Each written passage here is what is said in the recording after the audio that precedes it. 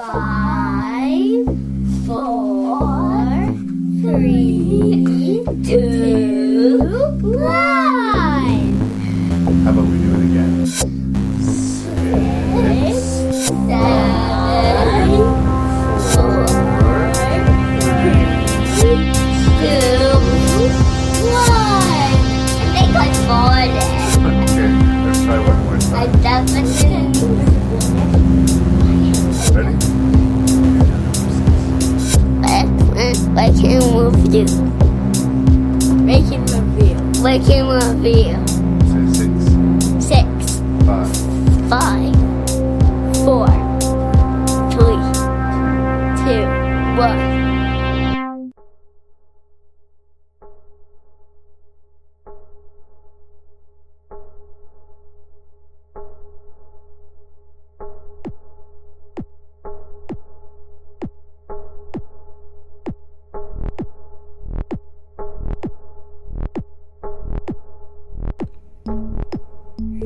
Hello and welcome to another special edition of Rank and Review.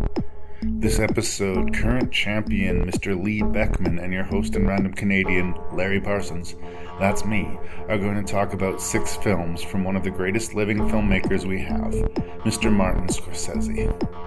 I've been a fan of him for as long as I remember watching movies, but I always have felt that it's interesting that he chooses such weird subject matters. He's such an amazing filmmaker. I wonder why he always tells tales of people who are absolutely abhorrent people. But let's give him this. He makes entertaining movies about awful people. He's also one of Mr. Beckmann's favorite filmmakers, so it shall be interesting to see how these titles line up. Please let me know what you think of Mr. Scorsese or about my rank by writing me at ranknreview@gmail.com. That's ranknreview@gmail.com. As usual, this podcast will contain coarse language and it will contain spoilers, so be prepared for that. If you enjoy Rank and Review, I think you'll also enjoy the Terror Table podcast. So check out the Terror Table podcast wherever good podcasts are found. Thank you so much for listening to Rank and Review. I hope you continue to do so. And please, please, please tell your friend.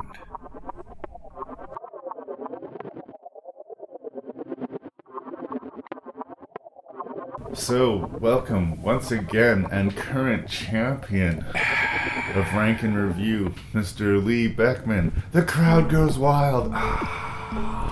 Okay. I haven't done a lot of episodes of Rank and Review that are specifically dedicated to a director, but with the exception of the Coen Brothers episode, every time I do, it does seem to be with you, Mr. Beckmann. We've talked about John Carpenter in the past. We've talked about Wes Craven in the past. George A. Romero. And we talked about George Romero, thank you, in the past. But this one's different because I don't think you could really call Scorsese a horror or a genre necessary director. No, he more dabbles in drama and religious films. Tragedies, a lot of the time, I've been sort of noting. Especially, there's a sort of a theme through this. There's so much to admire and respect about Martin Scorsese. It's ridiculous. Yeah. He's very prolific. Yes. His filmography is very diverse. Yes. But he sort of has the two halves of himself, too. The same way that, we've talked about on the show before, Spielberg has sort of two directors in him. There's the popcorn Spielberg. Yeah. And there's, the historic sort of history lesson, serious-minded Spielberg. Yeah. There's sort of, the crime drama Scorsese. Yeah. And then there's sort of the spiritual exploration, Scorsese. Well, his faith is a huge part of his movies. Even the ones that might be sort of genre entries like Cape Fear have huge religious imagery. I don't even want to say undertones. I would say overtones. Scorsese is one of the most earnest, serious filmmakers out there. He's definitely one of America's greatest. Anyone who says different, I'd be slapping people. I mean, by the fact of his name, he can surround himself with very talented people. Yes. But I find a lot of directors do certain things very well. Yes. We can say Terrence Malick makes beautiful movies. Yes. We can say, I don't know, like Steven Spielberg makes like exciting, energetic movies. Yeah. We can say that Kubrick makes hypnotizing movies. Yeah.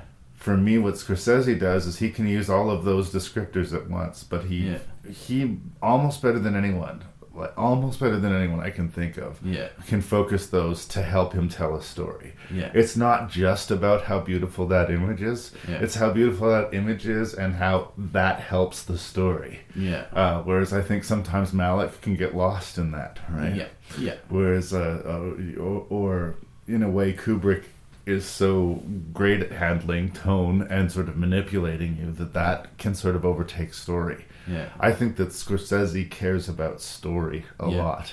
Yes. And I respect that. I respect that. Yeah. I mean, it would be an interesting thing to do maybe someday on Rank and Review, do like a list of our favorite directors, because it would be hard to do like a top 10 list of my favorite directors. Yeah. It would be hard pressed for me not to say that the Coen brothers weren't my favorite. That's my knee-jerk reaction. Yeah.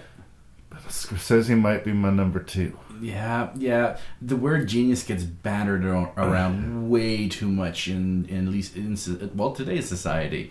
But if you want to talk about film and genius, Martin Scorsese is one of those gut reaction answers. Yeah. Like I once saw a documentary on just like the flats, like the background scene paintings throughout history, and Martin Scorsese was the narrator. Like it was one of his pet projects.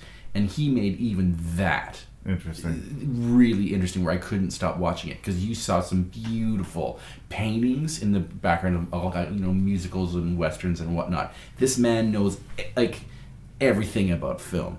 They say that Tarantino is sort of off the charts knowledgeable about film. Well, so's Scorsese. And I think he's far classier than Tarantino. Well, not to compare myself to Tarantino, but I think Tarantino, like myself, is really film literate about film of his own generation. Yeah. The shit that he loved growing up, he really fucking loved growing up, right? Yeah. But Scorsese's got this sort of like hyper film lit, film history background. Like he cares about it. He collects old prints. Yeah, he saves a whole bunch of old movies. Yeah, he's a big, in support of restoring old film, because even the worst old films made in the 30s are now degrading at such a rapid degree that some of them will be lost forever. A certain percent already has been. Yeah. And he'll want to save the worst of those films, because as far as he's concerned, that's a piece of history that needs to be protected. Yeah. I can respect that. Yeah. I think one thing that Scorsese does well is ask really more adult, difficult questions than, say, like a filmmaker like Tarantino does. For those who don't know, before Martin Scorsese was the filmmaker that we've come to know and love, he studied to be a priest and was kicked out of seminary school for bad behavior. But his faith his Catholic faith is such a huge part of his identity that it flows in almost every single movie. I think it does. It flows in almost every single movie that he does. There's some either biblical theme or angle. He loves the 7 sins, and he loves his fake prophets. I'll say that much. Well, but it transcends it. Like, we're going to talk about KUNDUN. Yes. Right? Yes. So, like, he's very respectful about and interested in other people's faith. Yes. Whereas, you're right, I would say his faith casts shadow in some of his films, even in areas maybe when it doesn't need to. He's just a big fan of it. Yeah. The fact that it's a recurring theme, it's in the way that the Coen brothers often have dream sequences in their films. Scorsese will always have religious imagery or allegory happening with his films. He deals a lot with tragic characters seeking redemption, whether or not they deserve it. Mm-hmm. I have talked about on the podcast recently how I've had trouble with movies that have characters that are unlikable. Yes. And Scorsese almost specializes in movies where characters are unlikable. Like Travis Bickle, King of Comedy. We're going to talk about The Wolf of Wall Street, right? the Raging Bull character is just an objectively terrible person. I wanted to strangle Johnny Boy so badly in Mean Streets. Yeah, Johnny Boy again. And again, he's sort of presented almost as the lovable character in the movie, and he's just awful. He's just awful. Oh, yeah. But Scorsese somehow gets around this curve with me, because even though most of his movies are dealing with terrible characters, I usually really get wrapped up in their stories. Mm-hmm. The energy of the movie and the deftness of the storytelling just sweeps me up, and I just can't help. Maybe not necessarily, I'm not necessarily cheering for the characters all the time, but I'm caught up in the story and I will see it through to the end. Yeah. I don't need to, the morality is all over the place in these movies and in his The morality is all over this place? I don't know. I think Scorsese's definitely judging a lot of these characters, and he's got his own morality is definitely in these movies. So I wouldn't say it's all over the place. But as far as us focusing on characters, he's not necessarily interested in the guy who comes in and saves the day. He's he's not choosing to do biopics on some heroic firefighter, right? He's choosing some really tragic, almost like Shakespearean level tragedies to tell, but he tells them in this really fast-paced, invigorating way. Mm-hmm. The thing that Paul Thomas Anderson really sort of tried to emulate with Boogie Nights, so the sort of telling a really ugly story in a sort of almost action movie or music video way, so that even though it's almost overwhelmingly negative and amoral at times, it's just so entertaining. It's so flatly entertaining that you accept it and roll with the punches. Yeah. One thing which I'm sure we'll talk about constantly, or at least a bit in this episode, is Scorsese does really great music soundtrack. His relationship with Robbie Robertson, he did The Last Waltz, the band, Bob Dylan, Peter Gabriel. He has a great ear for music that really helps his movies, and from early on. Yeah. Like I said, every aspect of filmmaking Marty knows about. He knows the history of. He is one of... I wouldn't be surprised if he's some sort of savant in some sort of way, but at the same time, he can work in such abstract thoughts in a lot of ways that he's clearly an intelligent man. He's, I think, a 2-time Palme d'Or winner. Yeah. Martin Scorsese is a brilliant fucking good filmmaker who makes great fucking movies. Makes great fucking movies. And again, just to say, okay, Taxi Driver, indelible classic, right? Yeah. What's the famous rock documentary? Last Waltz. That basically created this subgenre of the concert film, right? Yeah. He does amazing biopic documentaries on people like Bob Dylan. Yeah. And then, you're right. He'll turn around and do a remake of Cape Fear, or The Departed, which is actually a remake. Yeah. I think in a lot of ways he's one of the safest bets as far as you're buying your movie ticket. Yeah. I'm going if Martin Scorsese is on the poster as your director, you can safely buy your ticket. You can feel like it's gonna be worth it. Yeah. I think I said before we started this, the worst Martin Scorsese movie is going to be better than most filmmakers' best. Yeah. So we're working in a high arena. Yes. And as usual, as I've said in the past in the podcast, I tend to be hardest on the ones that I love. Okay. I tend to be snootiest on the director masterclass episodes. I hear you. I court you to the episode I did with Debray about crime director masterclass. Yeah. Where I was very hard on De Palma and Scorsese and all these guys who are just fucking amazing filmmakers. Yeah. But because it's a Martin Scorsese joint, I bring to it expectation. Yes. He's earned that, and that itself is a double-edged sword. Okay. But I have so much respect for him. They do these director or creative masterclass courses that you can sign up for online or whatever. Yeah. And there's a Martin Scorsese one. I haven't seen the actual course, but I saw the advertisement for it. Yeah. And he had this line in it that just stuck me right in the heart. Okay. As a filmmaker, he said, if when you look at the first cut of your film, you don't feel physically ill, something is very wrong. Yeah, I remember that line. And I can completely relate to that after spending like almost 2 years shooting Book of Trespasses, right? Yeah. When we just sort of strung together the rough footage in not a really picky way and just like just get it on rough draft, right? Yeah. We're gonna bear down from here.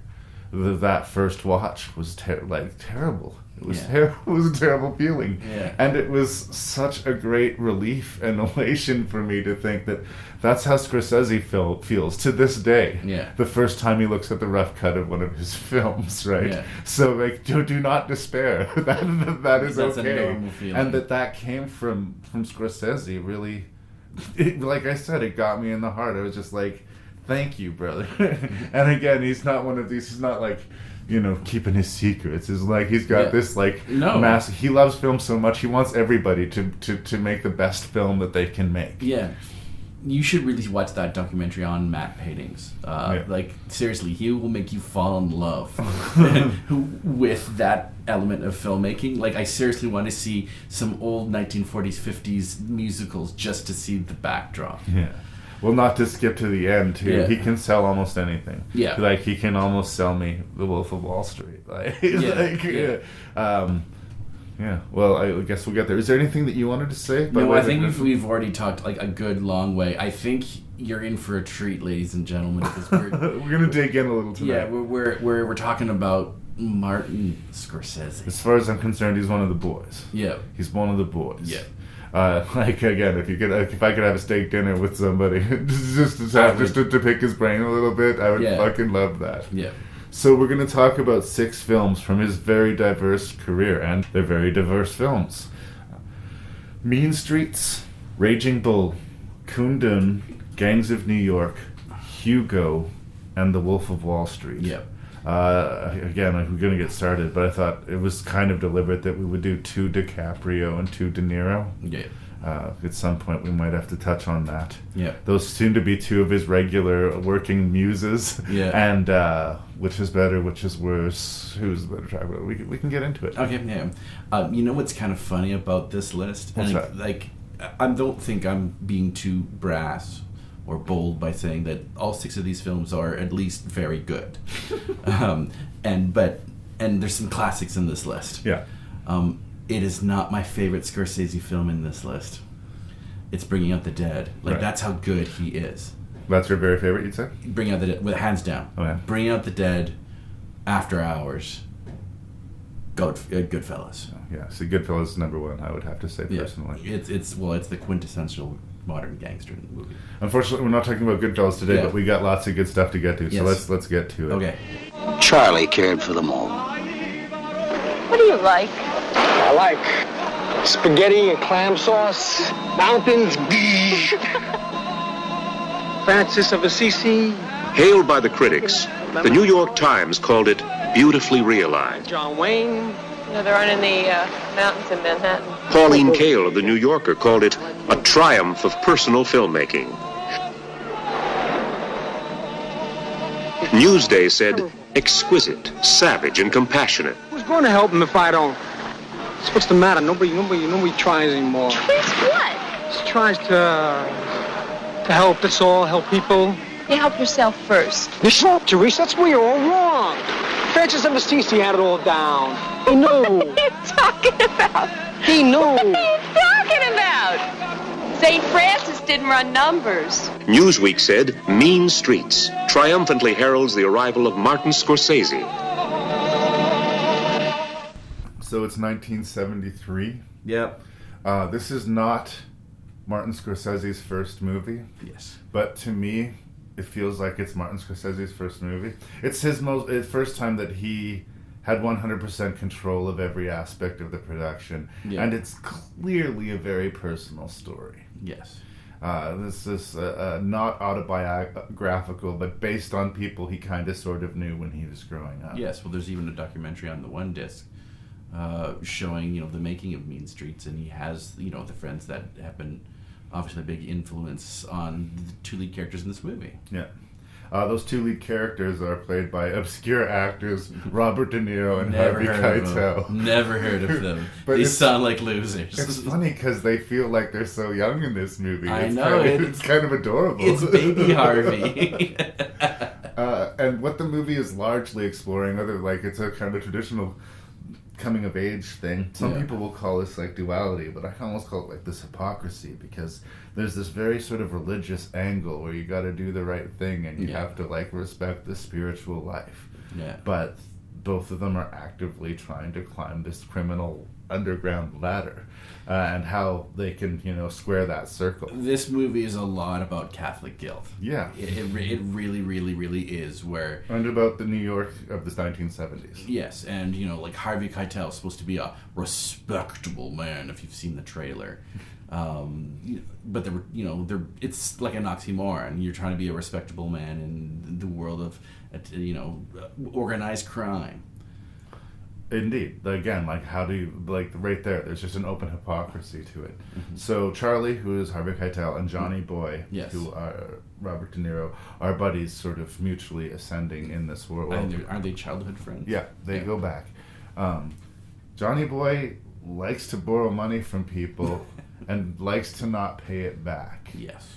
And Charlie has this strange loyalty to Johnny Boy, because Johnny Boy just gets himself into messes and he keeps on trying to get him out of it, and that just sort of seems to be their relationship, and it's kind of not a healthy relationship. In fact, No. Johnny Boy outright throws that in his face at one point in the movie. Yeah. And again, I guess it's frank honesty about that. Like, they're basically family, they're that close, and you're willing to put up with a lot from family, but when is a lot too much? When is family not enough? Mm-hmm. Can they ever get themselves out of this mess that they've put themselves in? Yeah. And I think that the answer offered by the film is a hard no. No, yeah. So yeah, again, it's a complete Scorsese joint in that we have like the great sort of religious shadow cast over everything. Yeah. We have the moral ambiguous sort of personal and real war that's going on. Yeah. And we have this desire for escape that's all got this inevitable cloud of, fate closing its fist over them. We're going to see this again and again and again and again. The only weakness, and I say this like with quotation marks, is just because of the time and the money, this very much does not have the polish of your average Martin Scorsese It's film. the least polished film out of this whole series. Like, even when we jump to Taxi Driver from here, it's a degree up, like, ridiculously. This feels like an independent film in a way, like, but it also, that sort of helps the sort of personal, familial, this is a very real story for Scorsese. He knows these people, he knows these neighborhoods. Yeah. Ironically, apparently most of it wasn't shot in New York. They shot a lot of it in Los Angeles. Really? But it is a movie that is very much sort of related to New York. People relate Mean Street as a New York movie, but good large portions of it were shot there. There's a lot to love. There's still, you can tell that there's great actors all through this movie, but again, they're younger. They haven't hit their peak yet. Yeah. Even De Niro, I think, is. Well, he won lots of I think even Academy he has Award. the showiest performance of this, but this is sort of a young De Niro feeling shit out. It feels like it's great, but there's not the assured sort of confident De Niro yet, Yeah, no, I can see that. Like, you can tell that they are, in some ways, they've learned some ropes, but not all of them. He is communicating well with his actors at that point. Like, the performances are stellar, amazing. I guess what feels amateurish, and yes, it is also a low-budget movie. I couldn't quite put my finger on it in a lot of ways about why this film has some flaws to it. Can I suggest one? Sure. Sound design. Okay. I think, again, of all the things that aren't polished, I watched it projected on my big screen here. That makes sense, actually.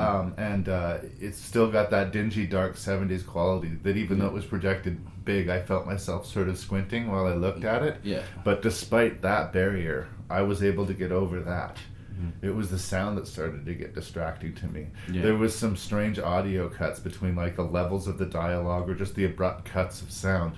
Even in the end, not to jump the needle, but in the climactic car accident, or can you call that a car accident? It's a shootout. I would call it an assassination. Yeah, exactly. But just the way that highly orchestrated music so abruptly cuts out to the stony reality, it almost draws attention to the fact that you're watching a movie, you know, in a way that's confusing to me. I think it might just be an aesthetic of the 70s that I'm not used to because it's 2018. So, but that stuff sort of started to stick out to me. Okay. But I mean, again, I'm being hard on it because it's a Martin Scorsese joint and it's hard to find shit to do. And this is like I said, young Scorsese. He's also starting to figure out his visual style. He loves those long tracking shots where he can play with the speed. It's either like the foreground speeds up or the background can slow right down. Right. He's definitely gaining greater control of the frame. For me, the one thing that makes it sort of young Scorsese hasn't quite figured out what the meaning of motion picture is. He discovers it pretty bloody quick, but you know, he understands that when you're looking at a movie, one of the things that makes it a motion picture, maybe not a film, is that the set design and the use of colors. It's like you're looking at paintings in a lot of ways for your backdrop, or how he frames the actor in the actual square itself. You know, he's creating certain paintings. There's certain, you might be alluding to how the lead character is feeling. That's not quite there with Mean Streets, but we do get that style of that slow, long pans across the bar or tracking shots, if you will, to, you know, some amazing rock song. That's Martin Scorsese. Yeah. Yeah. And again, he picks very well sort of specific iconic pieces of rock music that just seem to slot perfectly into place. That is the right song for that visual. That's something we keep going back to Tarantino, that Tarantino seems to do very well. Pick the right song to go with the right visuals to make it very memorable and striking. In that way, like Tarantino's sort of, he's a buffet filmmaker. He just takes the stuff he likes from other filmmakers and incorporates it in. That thing is that sort of feels Scorsese. His incorporation of the pop music into the pop mentality of the movie. I wanted to ask you, how do you feel about Johnny Boy as a character? Oh, I wanted to strangle him from the second he was on the screen. Like you understand very quickly that this guy is gonna, you know, be a lot of dead weight to you, and is a huge part of your downfall. Because we're going to talk about a lot of assholes and tragic trajectories, unlikable characters, and this is sort of like maybe the first real one of those, right? And I agree. I didn't like him right away, and I never understood why other people liked him. I don't know that it's a flaw in the movie because you believe him. You don't necessarily have to like him to believe the character, but why does Harvey Keitel go to the mat for Johnny Boy again and again and again and never get anything out of it? Just this blind loyalty, this sort of Klingon mentality that he's just, this is the right thing to do, and doing the right thing is the right thing, and that will lead to the right outcome. And once again, the ending slowly seems inevitable.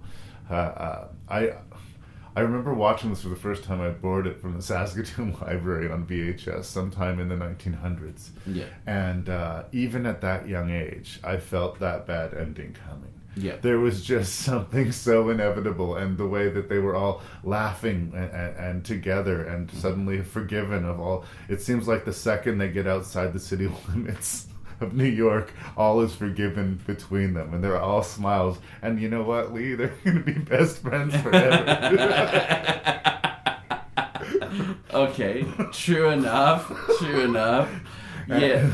I mean, and again, it's not necessarily a bad thing that you can see the tracks ahead of the train a little bit, like you know where this thing is leading. But there's an inevitability to it now. And again, maybe if I watched it in 1973, I wouldn't feel that way, but I definitely felt that way now. Okay, I can see what you're saying. I think you're supposed to really not like Johnny Boy from the start. I think that's deliberate. I think he's the villain of the piece? Oh, by a country mile. I think he's... I'm more interested in when it's like him self-sabotaging, when it's a problem with himself. Yeah. Than when he's just like looking at like Harvey Keitel saying like, I steal from everybody in town. Yeah. And now no one will take money from me, so I will take money from you because I know no matter how many times I take money from you, you'll never, say no to me. Yeah. He's like right in his fucking face about it. Yeah. He's a broken person, and he's like sucking the life out of his quote best friend. Yeah. And he's smug about it. Yeah. He's shitty about it. Yeah. He's conscious about it. So yeah, no, I like kick that fucking asshole out of the car. Yeah. And just drive out of town with your But girl. that's not who Harvey Keitel is. And that's one of the greatest flaws of that character, because he's trying to be, somewhat a good, decent man in a system that is designed to make you immoral to begin with. You can call that hypocrisy if you want. Is it condescending to try and help somebody who's guilty of everything that you're guilty of? Right? I mean, he's not as responsible with his choices or his money, but Harvey Keitel's living largely the same life. He's just smarter about it. Yeah. And he doesn't seem to be in a self-destructive spiral. Well, he also doesn't officially steal from a lot of people. No. And he's not pooping where he lives. He dresses nicer than both Johnny Boy and what's the other woman, the character's name? Teresa? Teresa, is that it? Teresa. He finds them, like, they're cousins, are they not? Or are they, how are they related? To Johnny Boy? I think Teresa's Johnny Boy's cousin? Yeah. Yeah, I believe that's right. Yes. Yeah, sorry. Like, even she's trying to distance herself from Johnny Boy, but she herself has, what's the word I'm looking for here? I don't want to say flawed, because it's not that. It just makes... she has faith in someone who has never given her reason to have faith. And it looks less out of her, if anything. Yeah. Yeah. The more chances she gives him, the less respect he has for her. Yeah. And again, it's this loyalty thing. You're loyal to your family. Going to Goodfellas briefly, like, as much as the Ray Liotta character in Goodfellas is responsible for a lot of terrible things, in the logic of the movie, the worst thing that he does is testify against his friends. Yeah. His fellow mafia brothers, right? Yes, but Scorsese sees that guy as a total villain. No, but like in that world of the film, despite being responsible for murder, in his head, his worst crime is betrayal. Yeah. Not murder, not drug trafficking, betrayal. Yeah. And how do you feel? It's an interesting dark 70s ambiguous ending in that they don't say everybody's okay or what the reaction is. I think 2 out of 3 survive that. I think 1 is clearly not going to make it. Johnny Boy looks like he's bleeding out. Yeah. And he's pounding a wall with like gushers of a geyser of blood coming out of his neck. Yeah.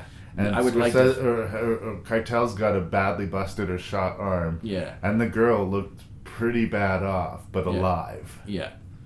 So, but I mean, yeah. I guess the bad guys weren't really necessarily after them as much as they were after the De Niro character. So. No, he was the main target. I mean, he had just insulted, really, I want to say, not one of their other friends, but, business associates throughout the movie, who has every reason in the world to carry that execution out, especially for that particular world that we are witnessing. But yeah, that's sort of the strange fate that Harvey Keitel willfully puts himself in. Again, it's one of those hilarious things where somebody designs a trap, collects all of the pieces for a trap, builds the trap, put themselves in the trap, triggers the trap, and then says, fuck, I'm in a trap. Yeah. Right.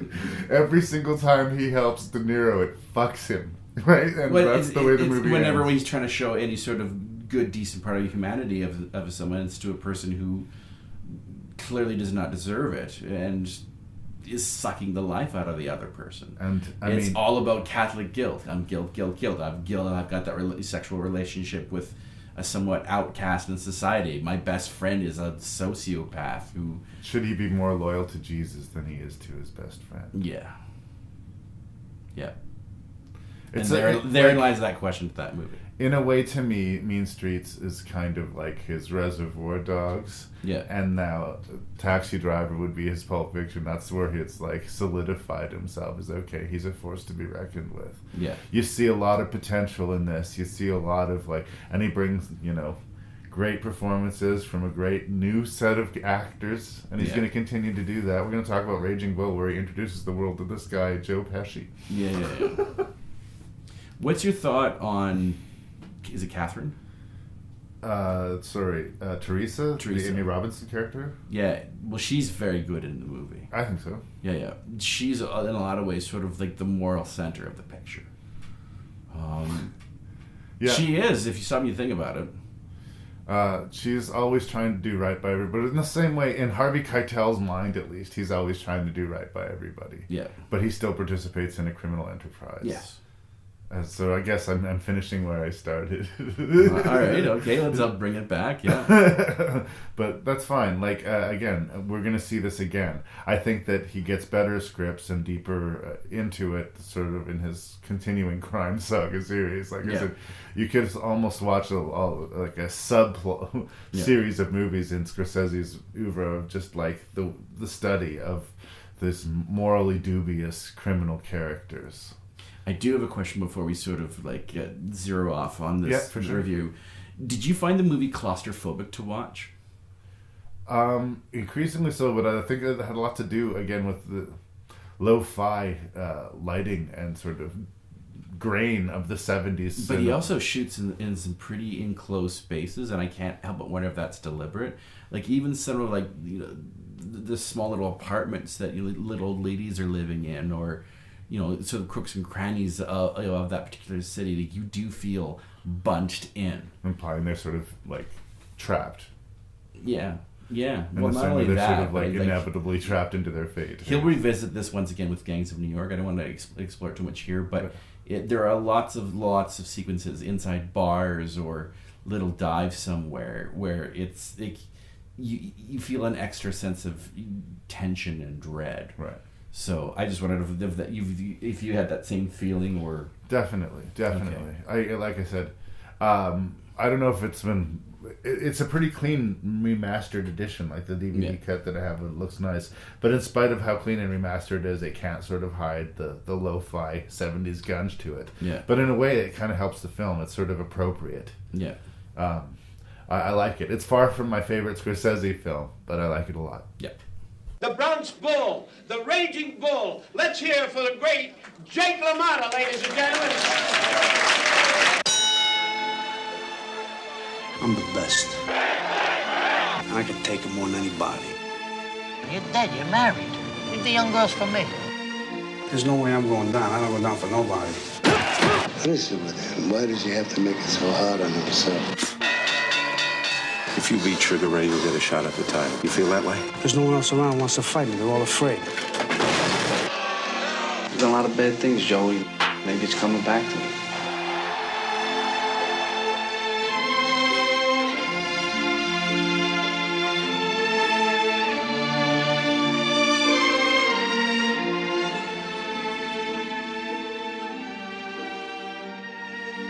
So apparently on the set of Godfather 2, De Niro read the book written by Jake LaMotta about his life.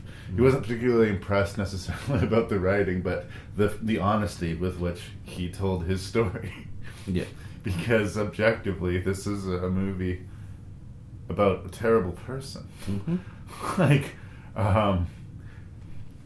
It's funny.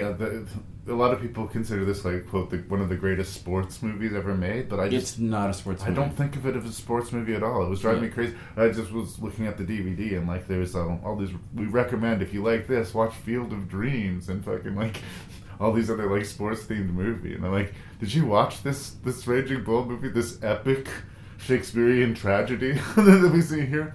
Yeah. The obvious closest comparison would be Rocky, which I talked about the whole Rocky franchise recently. But it is the anti-Rocky. But indeed, it is exactly that. Well put. We are almost at odds with cheering for him. At some point, The only moment that he has any somewhat redeeming, there's a couple where he pays his penance, basically getting destroyed by Frankie Robinson. Yeah. After it's one of the first time we see him beat his wife. He looks at her, and then looks back at his opponent, who then just turns him into veal. Yeah. So he brought the project to Scorsese and kind of 6 times. Yeah, he kind of wore him down. That's what I was about to say. And it's interesting. A lot of people will say like Raging Bull is like their number one favorite Scorsese film. I don't consider it my number one Scorsese film. I understand why people would say that. It is strangely beautiful, and it's very composed, black and white, beautiful cinematography, and I love the way they handle the boxing in a way like they say the anti-Rocky. They're not interested in the reality of the ring, and a lot of the most of the time the opponent is the camera. There's a scene in Creed. I've talked about it before, where Rocky tells Creed as he's boxing into a mirror that the toughest opponent you're gonna fight your whole life is right there, is your reflection. And that is Raging Bull, right? It's got the classic sort of biopic thing where we see him getting ready for a performance, and as he's sort of getting himself ready, he's reliving all of the experiences that led him up to this point. It's actually been made fun of. It's been used so often. It's sort of become a thing. But his was early in the game. And everything about the way the movie presents itself, he's just going, well, here's our protagonist. Here's De Niro, all bulked out, put on a lot of weight. Here's who we're cheering for. And instead of following the typical biopic, the walk the line thing, so when it comes full round, he's about to make his famous Folsom Prison performance, you're like, fuck yeah, Johnny Cash. When it gets full round and we come to the end credits and Jake LaMotta's about to go do his lame comedy routine, I don't know if it's so much fuck yeah or fuck you. This is a guy who betrays and belittles anybody who tries to help him once again, who abandons one wife for a child, marries that child, and then abuses her through her entire life, and is never happy, even when he's on top of the game. Like, happiness is elusive to him. So once again, I come from my perspective of having a hard time with movies with unlikable protagonists. Why do I like Raging Bull so much, and should I? Well, it is. I think for Scorsese, I think it is about redemption. A lot of ways. If you even look at the quote at the end of the movie, I have it here because that's kind of what at least Scorsese wanted to talk about with Raging Bull. It's let me see here. Yes, it's from John 9:25, the Book of John, and here it is. And he answered and said, "Whether he be a sinner or no, I know not. One thing I know, that whereas I was blind, now I see." Now he does talk about 2 film teachers that were what he considers his best teachers of film right after, because they had passed away. Yeah. So one allusion is these 2 men made him, help him see the light, at least when it comes to film. But for LaMotta, the man who has lost everything at the end and only now sort of understands some sort of sad part of humanity. I don't think Scorsese is saying his sins have sort of been washed away free, but he's not redeemed. No, I wouldn't say. No, not at all. But do you think he's reborn? I think that it's almost hindsight is 20/20, the movie. Yeah. In that when you look back on everything, you know exactly what you should have done. Yeah. You know exactly where you went wrong. You know exactly the disastrous choice that you made, exactly when you made it. Yeah. And you can relive that and you can think about it, but you can't change it. You can look back with the clarity that you did not have at the time, right? And that's sort of his curse. That's his torment. He has lost everything, and he's well past his best before date. He's never going to be a champ again. He's at best going to be left to center square on the Hollywood squares. It's just like it's over for him. There's no happy ending for him. Whatever goal, whatever horizon he was seeking for, he forgot what it was or gave up. So, yay! This is a man so consumed by his flaws, and ultimately, I think he looks in the mirror and realizes that he is the creator of his own destruction. To quote the great band Radiohead, "You do it to yourself, you do, and that's why it really hurts." I think if anything, if that movie was made today, he would have to end this movie with that particular line, because that's one thing that Raging Bull talks about. That and sexual insecurity. Like, that's one thing that he completely unravels at, is that he is so insecure about being intimate. Yeah. I also think the self-hatred, again, the whole idea of building your own traps and setting them. He sees this girl in a schoolyard and is like fucking hypnotized by her. This is creepy, by the way. Yeah, like, no, this is creepy. It's done as creepy. And he wants to possess her, and he abandons everything to possess her, and he gets to possess her. Yeah. And that's her fatal flaw. Yeah. That she was susceptible to his charms makes him suspicious of her. Right? Yeah. The fact that she said yes fucked her. Right? Yeah. Like, that's so crazy, but again, believable. I get frustrated when we have villainous or terrible characters who are just evil. Right? He's selfish and flawed, but you see where it's coming from. Not to the point where you like understand him or sympathize with him, but it doesn't seem like it's all necessarily black and white. It comes from something. Yeah. But again, it's complex enough that they can give you that, but not ask you to sympathize. Yeah. One thing. It's interesting, like Scorsese talks about when he finally said yes to this movie, and it was after a near-death experience he had from a drug overdose, mixed with an asthma attack. And it's he saw something that connected with him to Jake LaMotta, and I wonder what that was. That's the one question I'd ask about the movie. Looking back with regret would be my guess. I mean, I don't know the man. Again, I would ask him that on that steak dinner we talked about, maybe. But. Yeah. But he somehow, he loves LaMotta.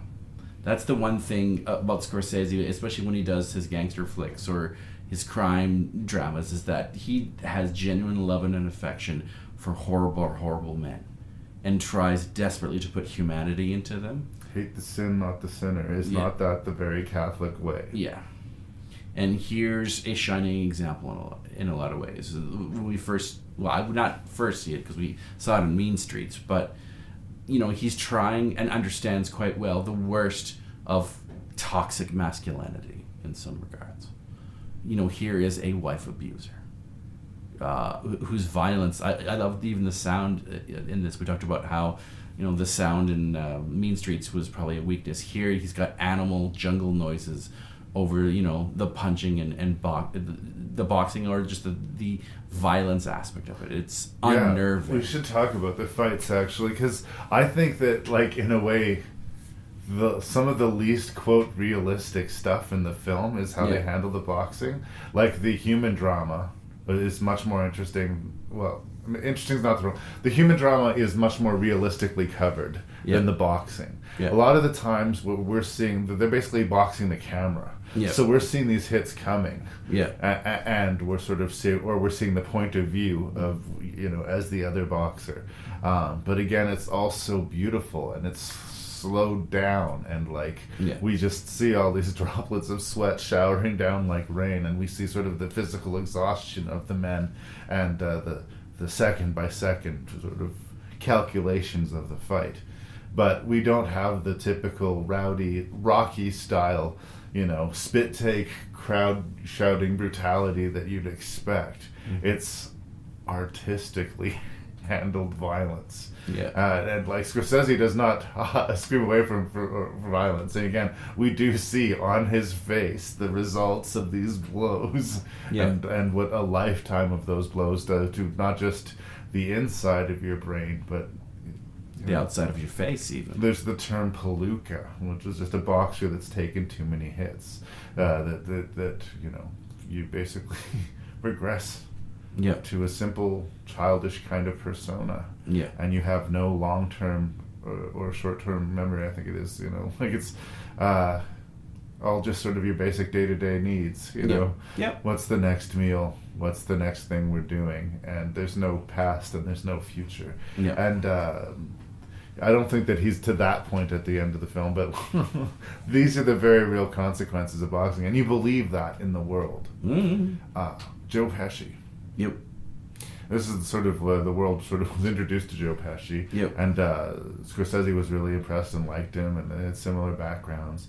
And it was Joe Pesci that pointed in the direction of Moriarty, who was, again, just a stage actress. This was like, so to come out of nowhere to be in the film that got nominated for like 8 Oscars in 1980, including Best Picture, that's a nice way to start your career. Yep. And thankfully, he and Pesci worked again a lot of times. I really like Pesci as an actor here, and this is kind of a different role because it was before he established himself as the consummate son of a bitch, right? Yeah. He's actually in this world, he's a very likable and sympathetic character by contrast. Yeah. He's trying to do right. I'm going to say something bold here. I think his performance in this movie is far greater than his Academy Award-winning performance in Goodfellas. And it has more range to it, I would say. It has, and he's brilliant in Goodfellas. Yeah. It's just, range is one thing. Execution is another. Like, you see the craftsmanship in his performance. Yeah. It's a real human being. And yes, he's definitely one of the most likable characters in a very, very awful world. I have nothing but great things to say about Joe Pesci. It hands down is one of my favorite of his performances, and he's got many. Yeah. And it's not... Yes, it's sort of that sort of rapid fire, wormy kind of character. He's got that speech pattern. Yeah. But there's greater pauses to his speech pattern and performances. Like I said, it's not that sort of hyper-styled, rat-a-tat-tat, rapid fire character that he becomes more associated with. I really like the scene once, like, kind of disappears from the movie for a while. They have a falling out. Yeah. And when they meet up again towards the third act of the movie, the way it's a sort of... It's not exactly forgiveness, but it's like a resignation that this guy's part of his life in a way. Like, you can't deny that LaMotta's made a dent on you, and... all of the energy spent hating him all these years later would be wasted. But it's not like, oh, shucks, we're all buddies again either. It's so layered. Yeah. And that, again, for your first time acting in a movie, I think that's definitely handled. And again, we barely talked about De Niro. And a lot of it is the physical transformation. Flashy things like this, I think of, like, of course, The Machinist with Christian Bale. Yeah. Where almost that becomes so distracting that it becomes the performance. Was it The Hours where Nicole Kidman had that weird prosthetic thing done to her nose? Yeah. And that somehow just became the fucking performance, right? Yeah. So it's unfair because I do think that De Niro does a hell of a great job with the performance. Yeah. But it is sort of the physical stuff that becomes the most impressive. He goes from this lean, mean, dangerous looking boxing guy to this just sad, fat, unhealthy, greasy dude, and it's not a suit, it's not an effect. It's De Niro taking his work really seriously. Yeah. No, for those who are so used to sort of Meet the Parents Robert De Niro or Bad Grandpa Robert De Niro, the one who's clearly doing paychecks, and you want to see why at one point he was considered the greatest cinematic actor alive. If indeed you've ever found yourself wondering, what's all the fuss about? May I point you to Raging Bull? It is one of the best performances ever put on film. I agree to a certain extent that the physical transformation is one of the things, but you see a man bare his soul in this film. I love when he's put to prison. And it says, you're not an animal. Finally, the door closes on the prison. Yeah, and the reality of it sinks in. I'm not an animal. When he's, clearly trying to convince himself that he's not, but he is. He starts punching the wall. Yeah, he exists on a more primordial level than a lot of people. Yeah. And I think in some ways, understands the power of spirituality in that regard. Scorsese also made that sort of quote in an interview that there's things that LaMotta, because he's so simple-minded, he understands deeper feelings of spirituality, and I can sort of see that. I know that's sort of a complex and even vague answer, but he understands his flaws, I think, greater than a lot of us do. That's maybe how... Because he's left with nothing but time to dwell on them. Yeah. That is his tragic fate. Yeah. In a way, it would be luckier if he had some sort of brain aneurysm or keeled over dead in his, quote, prime. Yeah. But now he just could have been a contender. Yeah. Good enough?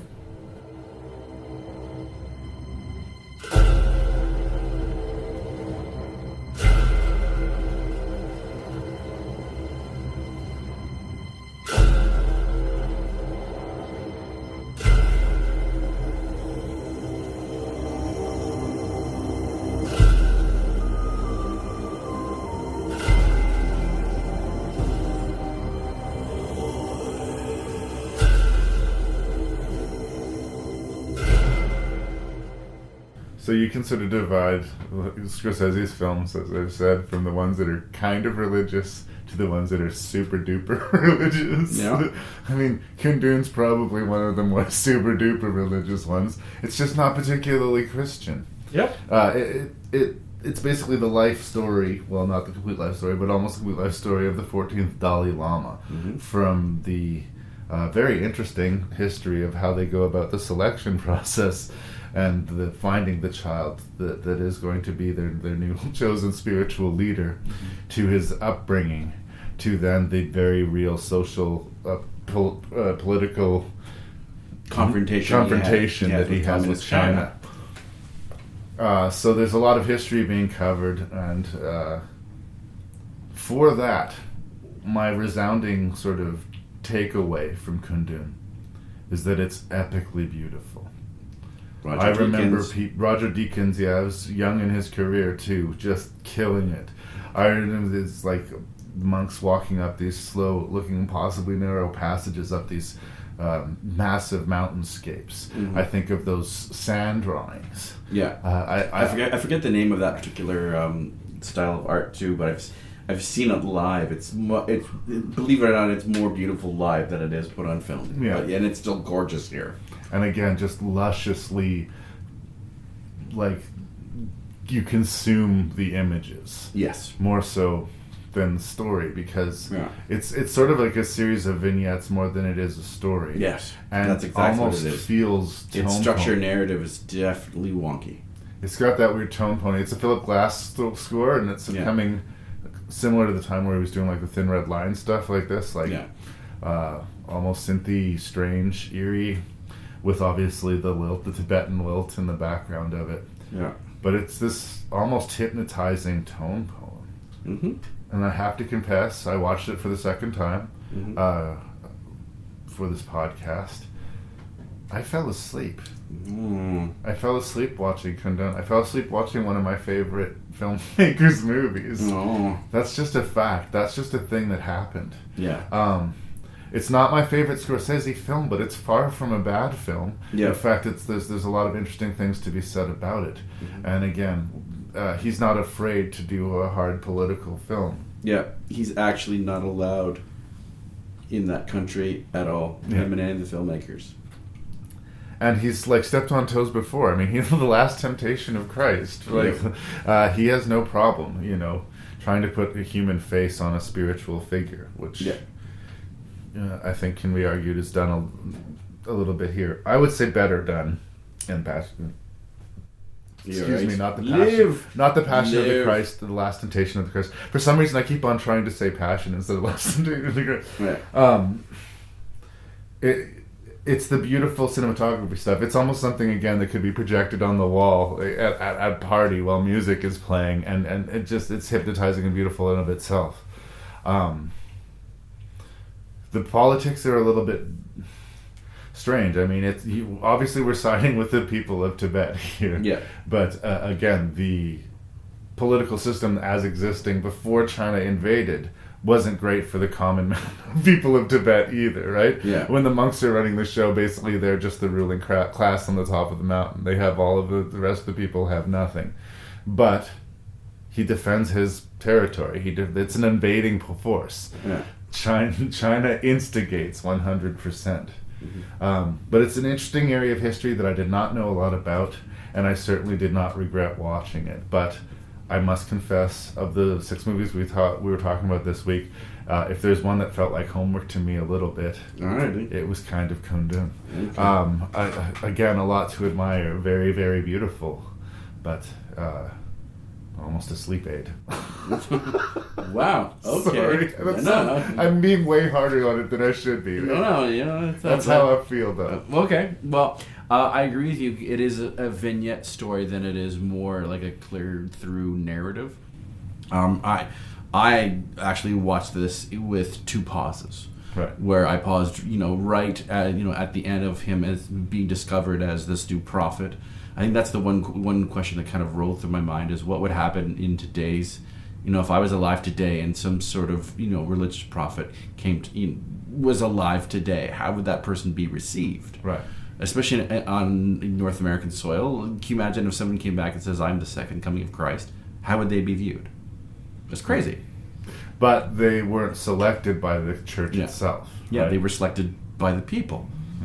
And it was just neat to see what, here, according to the Tibetan people, is their connection to God. The 14th incarnation of the Dalai Lama. Yeah, that's their spiritual leader. Yeah. And he's picked out of a farm in the middle of nowhere. Yeah, at the border, close to the border of China itself, is where he's located. That part was intriguing in its own way. That and the fact that he's already got the arrogance of some sort of leader as a child. I love that one of the early scenes where he's pushing his father away, saying, "No, my place. This is where I sit." Right. Much like the leader. He wants the head of the table. Yeah. That's what they're going to... I mean, I did not miss that symbolically. Yeah. I mean, again, I'm a skeptically minded person in a lot of ways, but I can't help it. It's really interesting. Like, he has to pick these specific items that belong to the previous incarnation, and he has to pick these specific items in a specific order. Yeah.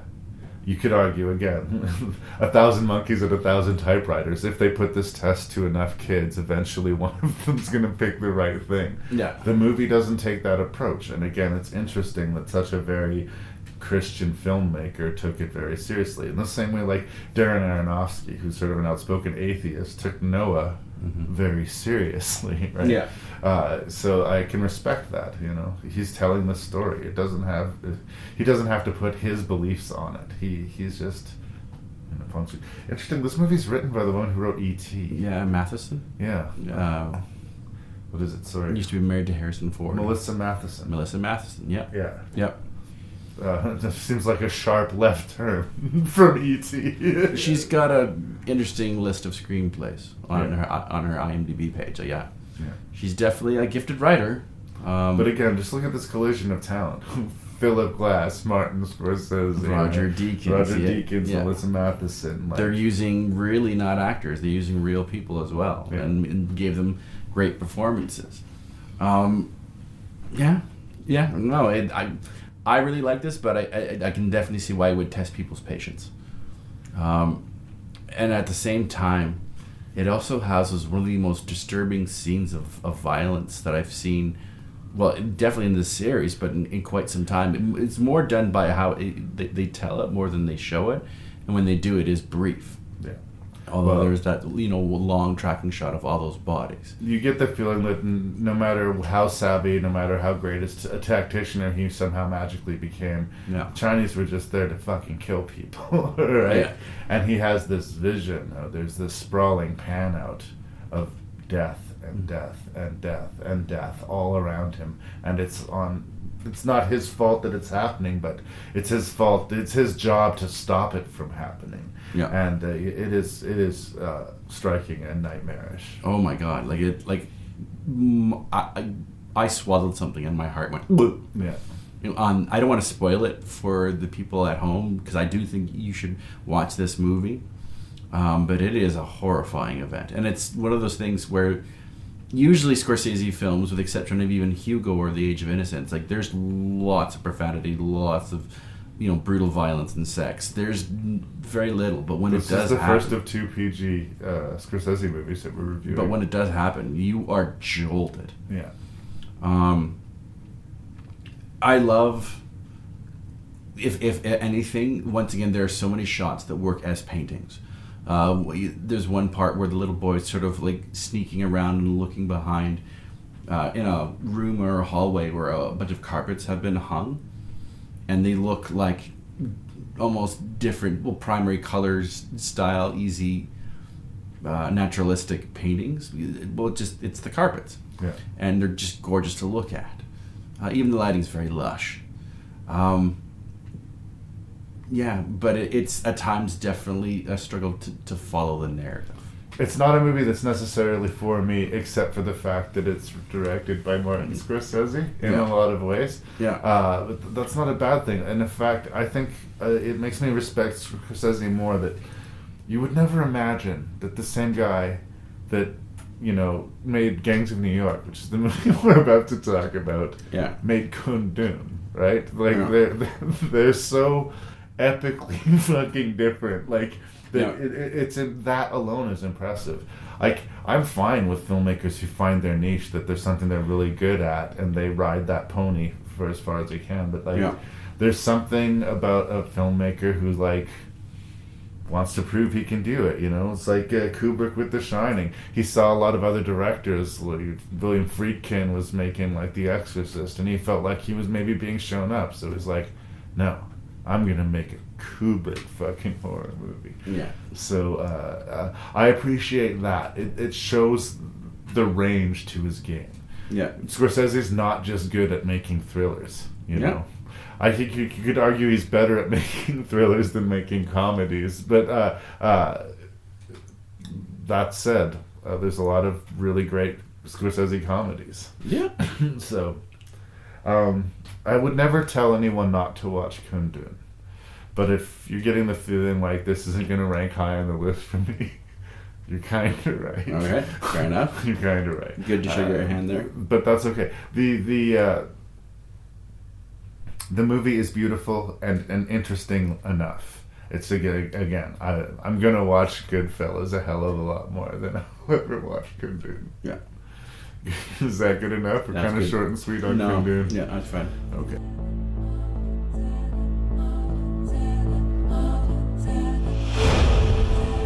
On my challenge, we have met at this chosen ground to settle for good and all. Who holds sway over the 5 points? Us natives or the foreign hordes?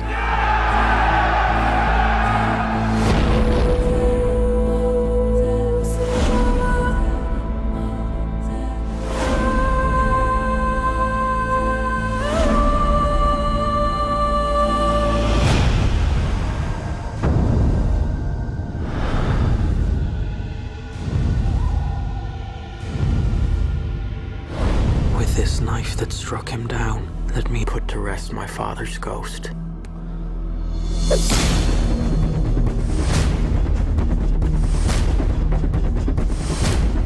Who are you? You're the priest's son, aren't you? His name's Amsterdam. Amsterdam? I'm New York.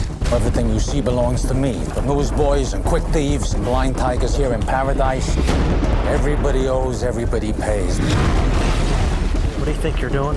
I'm dancing. So why aren't you dancing with him? I'm not in love with him. There's more of us coming off these ships every day. 15,000 Irish a week. Get all of us together and we ain't got a gang.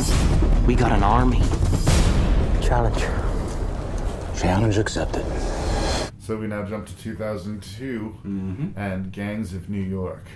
And I remember the rumbling coming out before this movie's coming out. You think, okay, so 1863 New York, chaos, political chaos, the edge of the Civil War, real friction between immigrants. People are in tribes, essentially.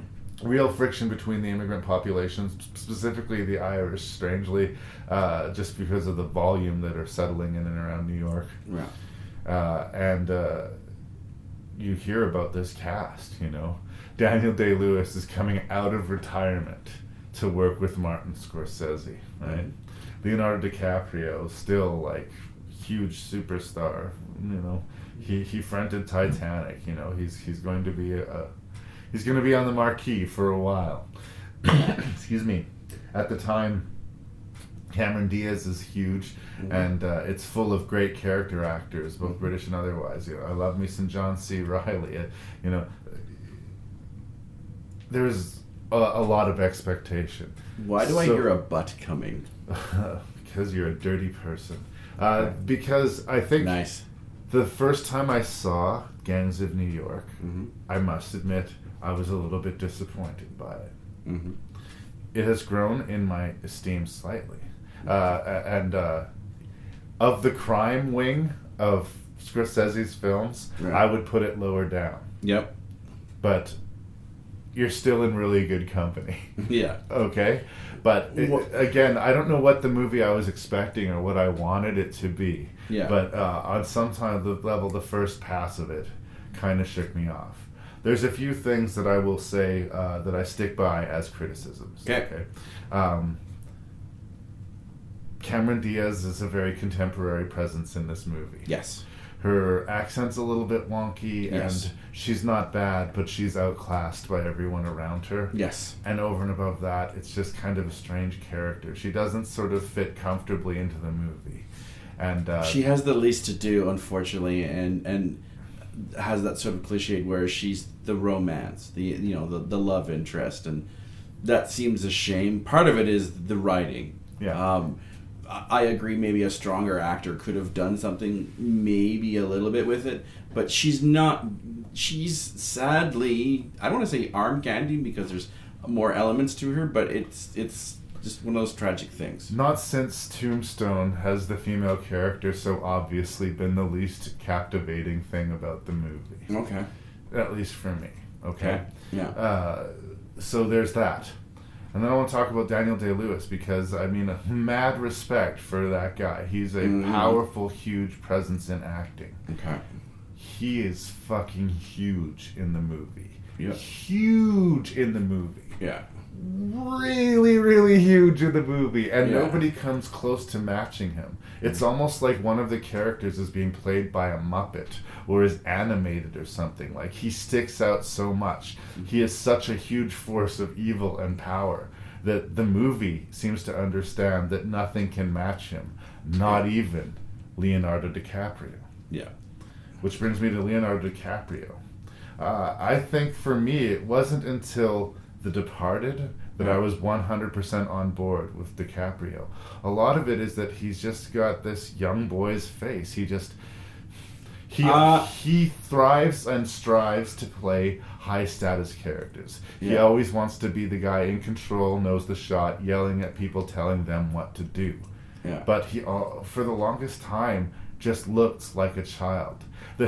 There is no part of his strength or his character that tells you that he is a worthy adversary to the butcher, to Daniel Day-Lewis' character. Yeah. So much so that when it comes to their final confrontation, it's more fate that hands him his victory than anything that DiCaprio himself has achieved. Yeah. Cumulatively, I think that chips away at some of the dramatic effect of the movie. Okay. Is it entertaining? Abso-fucking-lutely, it's entertaining. And does it tell an interesting, sprawling, sweeping story convincingly? And it's not easy to do. And like, short of sci-fi, in this, when you're doing a movie set in this age, every single shot of the movie is augmented. Everything is sort of played out into a very specific, huge level of production that you just... It's tough. It's tough. So it's impressively mounted and beautiful as ever. Not my favorite one of his pictures. Yeah. But I hate to use the U word or the O word. I wouldn't say that it's overrated, but it's for me it's sort of middle ground Scorsese. Okay. Where do you land on Gangs of New York?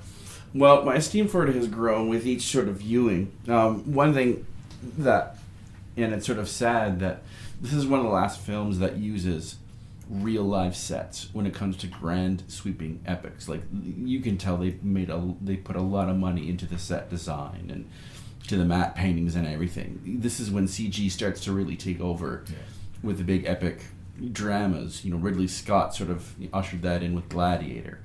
So when you watch this movie, there's to me a sort of sense of sadness. This is one of the last movies that will use that much attention to detail with their sets. Yeah. And that's one of the things that Scorsese is talking about, is like old New York. It was this very tribal society. It was very at the fringe. And during his research of this movie, he was discovered more and more of there are buildings upon houses or houses upon houses in New York. Like, there's an underground society where people still live there technically to this day. And there's that big pole tracking shot in the first part of the movie before the epic battle, where it shows you all where the Irish immigrants are living in this almost like an ant colony in a lot of ways. Once again, very claustrophobic. And how during this very tribal time, obviously religion was huge. That's one of the reasons why these two tribes are battling over their different positions of faith. Right.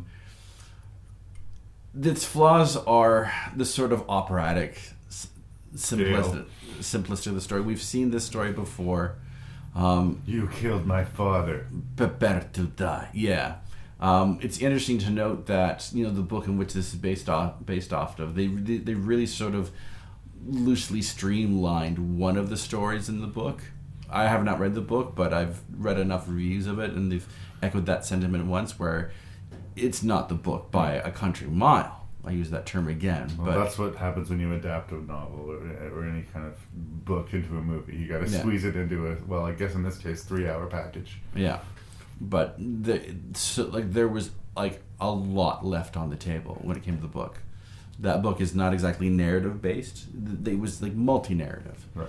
It was more of examination of that time and place and all the insane characters, from, even though his name is not Bill, I think it's Bill Cutting in real life, or I know he's Bill the Butcher in the movie, but Well, I think it was Cuddy, but they changed it to Cutting or something. Yeah, They did subtle changes throughout, but whatever. I understand when you're trying to shape this all into a movie, you're going to make some changes. In real life, Amsterdam didn't even kill Bill the Butcher. He was killed outside of a pub, right? Even by someone else. Again, the boats are firing on the square as this riot's taking place, and Bill is mortally wounded basically before the fucking fight happens, if you can call it, or during the fight, pardon me. Yeah. But again, it sort of takes away the heroic narrative out of the DiCaprio character. Yeah. And again, I feel like DiCaprio is kind of playing strong, and Daniel Day-Lewis just is strong. Do you know? It's an important distinction. Yeah.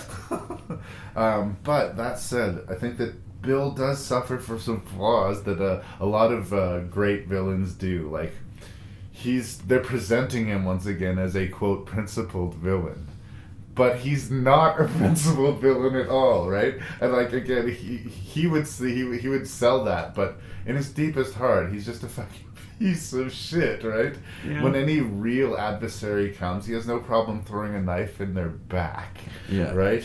Yeah, there can be formal, like, duels basically announced in the street, and like there hasn't been a man worth killing since your father, as he says, Yeah. But in the end, he's just a fucking evil sociopath who enjoys, like, weaving chaos and destruction. Mm-hmm. He sells this sort of nobility so well that you almost want to believe it. Mm-hmm. And it's sort of like the way in The Dark Knight, they're trying to sell the chaos of the Joker, but in the real, if you look at it, the Joker's got a very serious and specific plan, right? Yeah. It's counterintuitive, and the movie never sort of shows his hand, that at least Bill acknowledges it. Yeah. No, I kind of resent that. It's just like, you're so close to having a really deeply layered, worthy adversary, but instead he's just evil. He's just hilariously, cartoonishly evil. I think he's definitely existing on a different plane, but we see a lot of human elements to Bill the Butcher. And the one thing that makes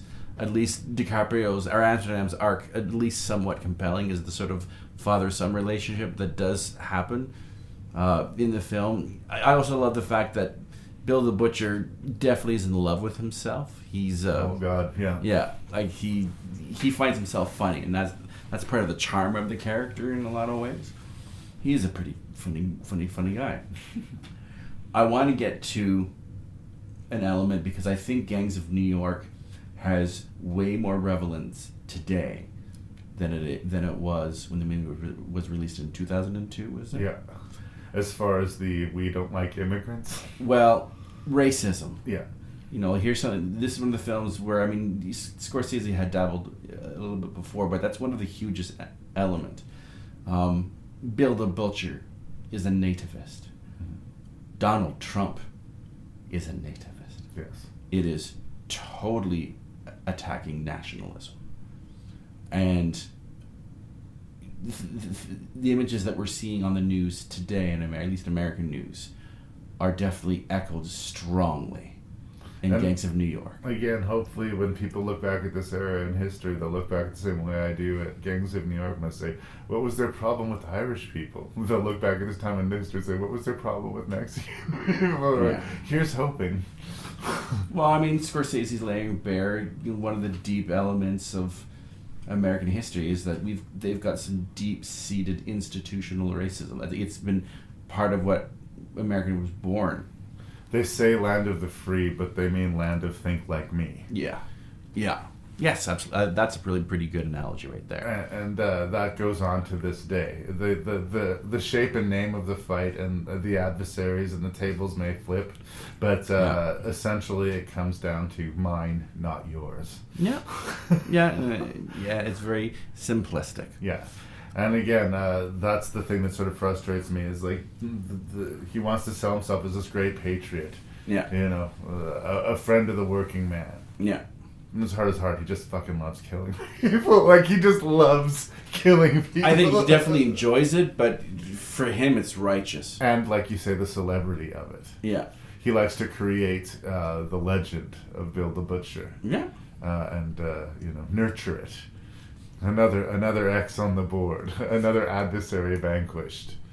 I definitely think, because this was more Scorsese's choice than it was Daniel Day-Lewis's as to go sort of like hyper stylized performance, because originally this movie was 20-some years in the making. This is one of his passion projects. Originally he was going to have Malcolm McDowell as Bill the Butcher. Oh wow! So that gives you a sort of sense of where they how were far going. Back they went to. Yeah, with this specific character. Obviously Day-Lewis ran with it, but no matter who was going to play it, it was going to be this larger than life persona. But again, it's funny how Daniel Day-Lewis does this again in There Will Be Blood. I think they're vastly different. They're different characters, but in that he's so big and so evil and so huge that it almost eats the rest of the movie. Yeah. And I can't make my peace with that being a good or bad thing. I'm very impressed by Day-Lewis, but he is the movie after a point. He just sort of consumes the movie. Whenever he's on, nobody comes close to matching him. Not at all. Like, DiCaprio is just blown the fuck off the screen, I think. Anytime they're sharing. There are moments where DiCaprio starts to hold his own, but in no ways is he's going to out-alpha Bill the Butcher. Yeah. Oh. Yeah. DiCaprio's performance is a little more subtle in a lot of ways. I mean, his motivations aren't that deep. A lot of, his is more like the revenge story. He does have his own sort of rebirth after he's brutally beaten, but... I want to talk about the bookend action sequences. Okay. Because, well, first of all, Liam Neeson, stop playing this role. Okay. How many times has he played this sort of, like, stoic, father figure who establishes the greatness in the character and then dies and needs to be avenged? It's happened a fucking lot. Yeah. But that's fine. I thought it was a weird thing for Scorsese to choose the weird zit panning jitter effect during that first opening fight sequence. Why? He used the same sort of effect in Raging Bull. How he does the fight sequences. I know he bases it off some sort of battle from a 1920s or 1930s samurai film, I think. But a lot of the time, and especially in his previous specific gangster movies, there is a frank honesty to how the violence is portrayed. Yeah. And in a way, he kind of by jarring you out of it, dilutes the violence a little bit. That goes away in the last confrontation, which is much uglier. And I guess you do see the snow literally start white, slowly turn red over the course of the battle. But I kind of felt when I was watching it this time, it was like he was trying to do his like Saving Private Ryan opening, Okay. Because that was sort of popularized a little bit by that. And we start Braveheart, and then we start to see like the green grass shaky cam Born Identity style fight coming on later on. I think he speeds up the speed of the film more than anything, but it's a technique that he used in Raging Bull. I guess I will say then that I prefer the frankness of the violence in a movie like Casino or Goodfellas, where like Sam Jackson. Spoilers: Sam Jackson gets killed in Goodfellas. The way he is just fucking obliterated in one long camera shot. You just see it go down. You're like, oh shit. Yeah. The style kind of hides the violence, and I'm not used to Scorsese hiding the violence, I guess. Okay. Yeah. Okay. Well, I mean, at the end, Scorsese does when Butcher Bill gets his due, obviously they bring the red, and it's not like a bloodless movie. You're constantly seeing character actors show up. There's some pretty jarring scenes of violence in that opening battle sequence. I think it's just it's done very quickly. It doesn't linger. There's a lot of it. I mean, there are cheeks ripped out. There are eyes just getting gouged Henry out. Thomas has a particularly grisly fate. I'm not saying that he's spared on the violence, but those two scenes that kind of bookend the movie were stylistically... I'm even talking about the opening battle, though. Yeah. Okay. All right, anyways, continue. They're just sort of stylistically a different approach than we've seen from Scorsese. Okay. I know the choice of music, the first time I saw this film, I thought it was weird during that battle sequence. The Peter Gabriel score just seemed... a little happier than you'd expect? I don't know if happier, but it just seemed a tad off. At the same time, it wasn't as melodramatic as I'd used to with other sort of epics like that when they do those prolonged battle sequences. I honestly would have taken the music out. Right. But once just again, let it be the blood and thunder of the battle itself. But, there's a reason why Martin Scorsese is sitting at home thinking about his next movie, and I'm on my Christmas break. I find myself wishing that Brendan Gleeson and John C. Reilly had more to do in the movie. They kind of show up and they disappear, but at the same time, who says no to Scorsese? You want me to work on your movie Gangs of New York for a week? Hell yeah! Shit, I'm all over that, right? But did it need Gleeson to be... has a bigger role than yeah. But they set a bunch of false adversaries, right? John C. Reilly's corrupt cop is sent to take care of DiCaprio, and of course, it's not going to go anywhere. Gleeson is set up as a big adversary to Butcher, but it's not going to go anywhere because the movie's about DiCaprio and Daniel Day-Lewis having this fight. So, I mean, if you know story structure at all, you know that these guys aren't going to solve the problem, right? It's done in a much clumsier way, I think, in Michael Mann's Collateral. Okay. Where there's just all these obstacles put in the plot that we know is about Jamie Foxx and Tom Cruise navigating the night. Yeah. It's going to be about them coming to a head. Anything to the side of that is a distraction. Yeah. And in a way that's true here in Gangs of New York, but I think Gangs of New York has much more color and scale to it. I love the attention to detail of this universe. Yeah. From the music to the mud on down. Once again, this is a gorgeous film to look at, if anything. Yeah. They did a lot of research with this movie, from the clothes to the different kinds of accents, to even some of the language they use. Yeah. You can clearly tell that a lot of love was put into this movie, and that's, I think, one thing that elevates it from your better than average romantic, violent epic. Yeah. I can't quite put my finger on it why it makes it a lesser Scorsese film, because in some regards I am going to agree with you that there's a certain familiarity with it. It was an easy choice for him, I think. Yeah. Yeah. He doesn't love these characters. That's I think one thing I would argue. He loves the people in Goodfellas. He loves the people in Last Temptation of Christ. Yeah. He loves the people in Even Bringing Out the Dead. Yeah. For some reason, there's just you don't feel the love as much. A distance with all three of the characters, and I think that's just one thing that hurts the movie.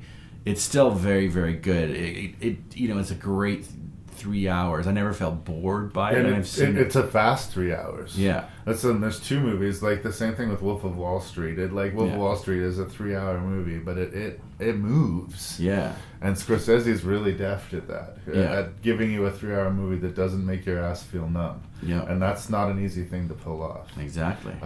No, I agree with you. It's not his best work, but like again, even lesser Scorsese is a better than average movie. So I feel like I've, in my typical fashion with the directors I love, have sort of focused on all the stuff that I didn't like in the movie. Yeah.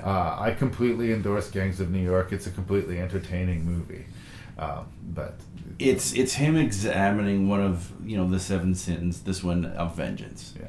I think that's where Scorsese is coming in, at least from that religious angle. And an eye for an eye, leaving the world blind. Yes. And it's the dangers of what happens when you follow through with that sin. I mean, yes, granted, DiCaprio and Diaz live happily ever after at the end of the movie, but so much death has happened because of and the death revenge. Isn't done just because Bill the Butcher is done. Yeah. We're on the cusp of the Civil War.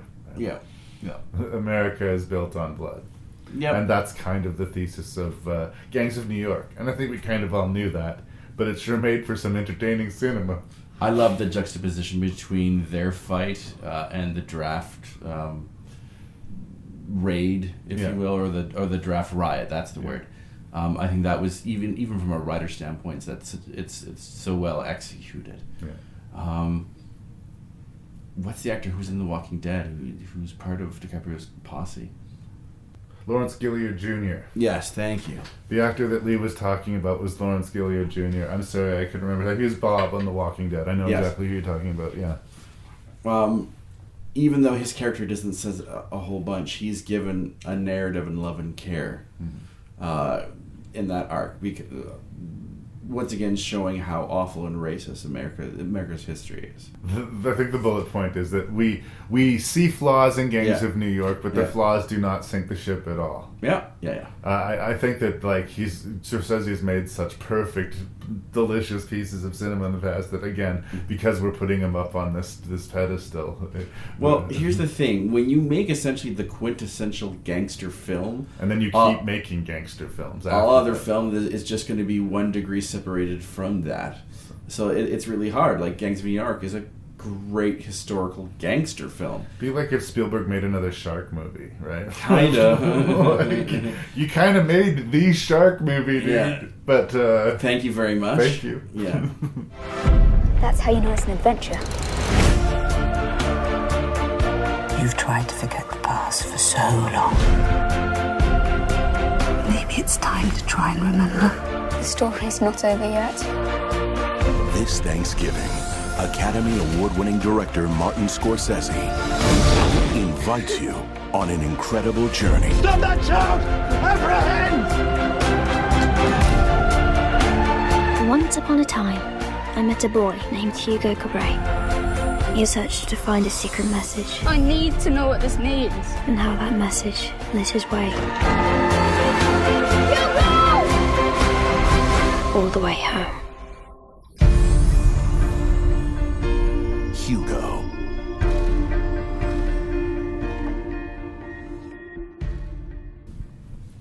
So, Martin Scorsese kid movie? Yep.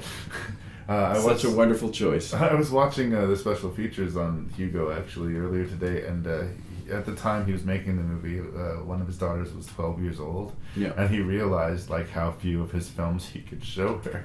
Mm-hmm. And would a 12-year-old girl be interested in Kundun? That's the other PG movie that we were talking about, and maybe some of his documentaries. But would she be interested in that? So Scorsese had said, because I think he leans into the fact that he's an auteur director. He can do any style. Maybe he should do a kids movie. Yeah. And somebody brought this book, the Hugo, The Secret Life of Hugo Cabret, I think it's called. Put it in front of him, and yes. Now it's hard not to think that really attracted Scorsese to it was the sort of history of cinema. One of the main characters we discover is a great and lost filmmaker of the silent era. Georges Méliès, the man who's sort of credited as being the sort of the inventor of special effects in film.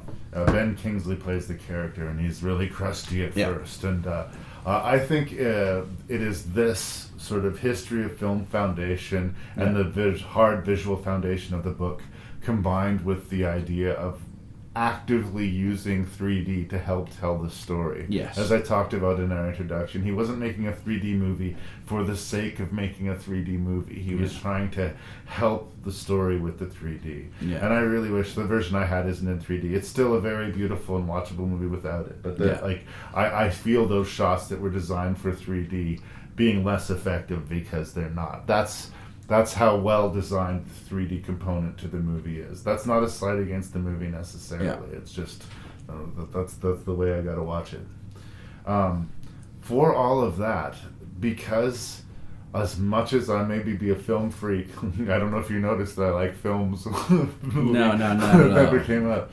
It's not that which I connected to with Hugo. To be honest, I'm sort of snobby in that my film literacy largely has to do with films that have been made whilst I've been alive. Yes. The farther backwards you go from 1976, the less likely I have anything to say about the film. Yes. And I think that's fairly You've typical. seen A Trip to the Moon, though, right? Oh, yeah, of course. But, I mean, if I was to review A Trip to the Moon, I couldn't give you a chapter and verse on what that actor's doing or where they went or what's that. Or, I can sort of appreciate the technical filmmaking, but I maybe wouldn't have known that this was the first time that X was used in film.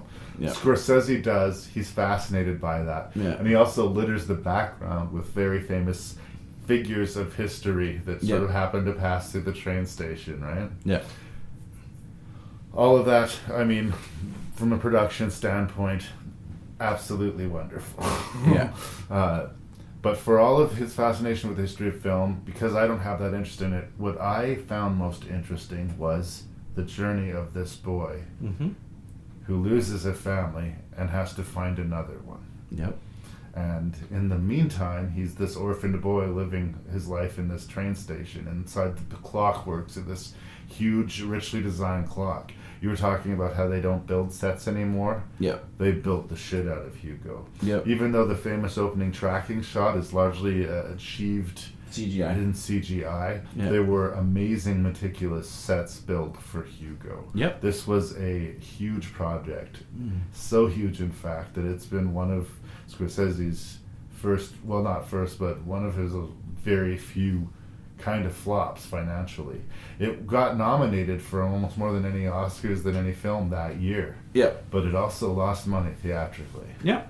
Yeah. It's too bad, though, because it's a wonderful movie. Yeah. Well, he sure has a Dickens streak in him. Both this and even the previous Gangs of New York, it would almost exist in a Charles Dickens novel. Yeah. But leave it to Scorsese to take one of the skills of 3D and clearly make one of the best 3D movies ever made. Like this, once again, he knows how to use this skill set very, very well. I saw this in the best way possible.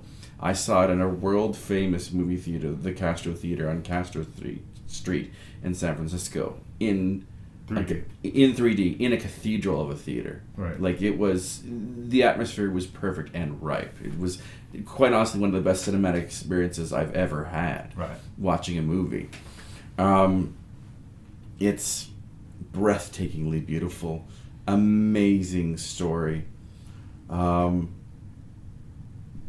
craftsmanship at directing that, of all cylinders. I love Hugo. Asa Butterfield is, today I think one of the greatest child actors working today. He's turning into the sort of lanky 16-year-old. I hope he's got to be all grown up by now, one would think. Yep. I find that it's got a beautiful magical quality into it. This is the definition of whimsical. Yeah. And even though, there's a weird, sinister quality to Sacha Baron Cohen's character, as the security at the station who's trying to catch this rambunctious little orphan who's living off of the area. Yeah. He's an adversary because we fear for Hugo. You know, Hugo goes through a lot when he loses his dad, and the only thing he has left of his dad is this automaton doll that they were trying to fix together. Yeah. And when he meets the Chloe Grace Moretz character, not only does he connect with her right away because they get along and they're friends, and she introduces him to this bigger world, but her having in possession this key that can activate the automaton sort of lends a level of fate, providence to their meeting. Yes, she's going to lead you to somewhere, and it's not just about the automaton, it's about him finding a new place to live. It's not inside a clockwork. But it's weird territory for Scorsese in a way, in that it is a quote family movie. But here's my question to you. Okay. It is said that everybody says that Scorsese's first family movie, it's like a PG movie. We can bring your kids. I love Hugo.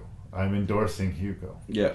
Do you think that a kid would like Hugo? I think maybe a 10-year-old on up, but a smart 10-year-old. This is not a movie, it is a film. Yes.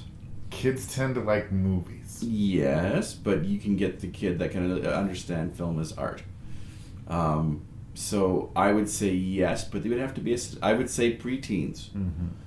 To like young teens. And not all of them. It doesn't necessarily have the universal appeal that, like, say, a Pixar movie does or something like that.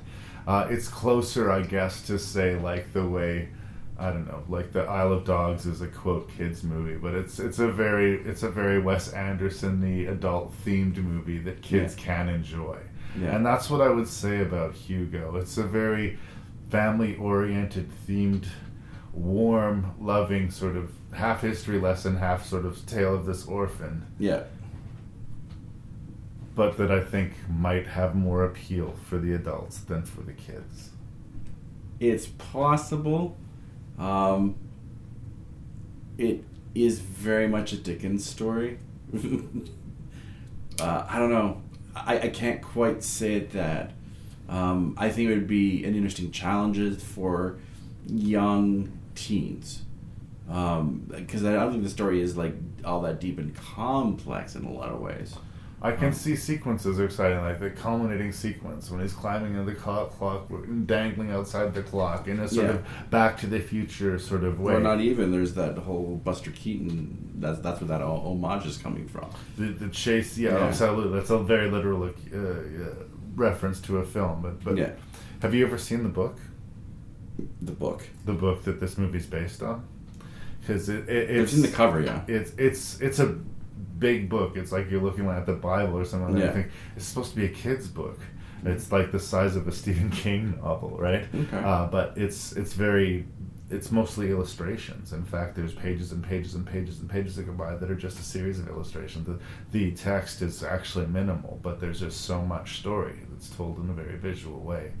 And if you've had the book, my son has the book, and you look at it, you realize, like, I can totally see from a production standpoint them latching at those images and trying to recreate them, painstakingly recreate them to a way that it ballooned the budget. Again, that's the double-edged sword, I think, of nobody saying no to Martin Scorsese. He got it just so, but I think he spent too much money to get it just so. See, that almost seems like an oxymoron in a lot of ways. You never give Scorsese too much money because he will paint such euphoric images at the very least. So you just say, because the movie you, wasn't sir. profitable, as far as I'm concerned, doesn't mean it wasn't successful. Yeah. As far as I'm concerned, Hugo was completely fucking successful. Yeah. I haven't heard anybody, even if they don't like it as much as I do, I haven't heard anybody say, Hugo was boring and lame. like the charm of the movie is irresistible. And like, again, you see this boy start the movie with a family, lose the family, you meet this terrible new supervisor, and have to build his own life. Once his caregiver dies, he has to pretend that the guy's still alive, or basically hide to sustain himself, because if he's discovered, he's going to be sent to the orphanage, which will, make him an institutionalized person and fuck his life. Even at that young age, he understands that this life in this train station is better than the alternative that the society at the time would offer him. It is such a different meal than a lot of the films on this plate. It was so refreshing. Like, it's not like your bowels and your heart have been ripped completely out of you as you get to the very end of this film. There is such a sweet, sweet, loving nature to this film. That's why, spoilers, it's going to rank pretty high for me. Right.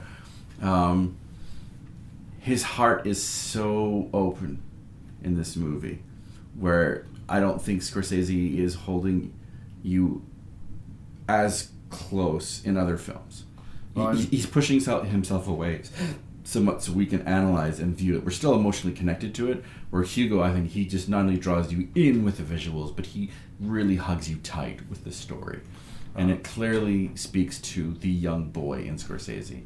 And it's very raw and emotional and magical at the same time.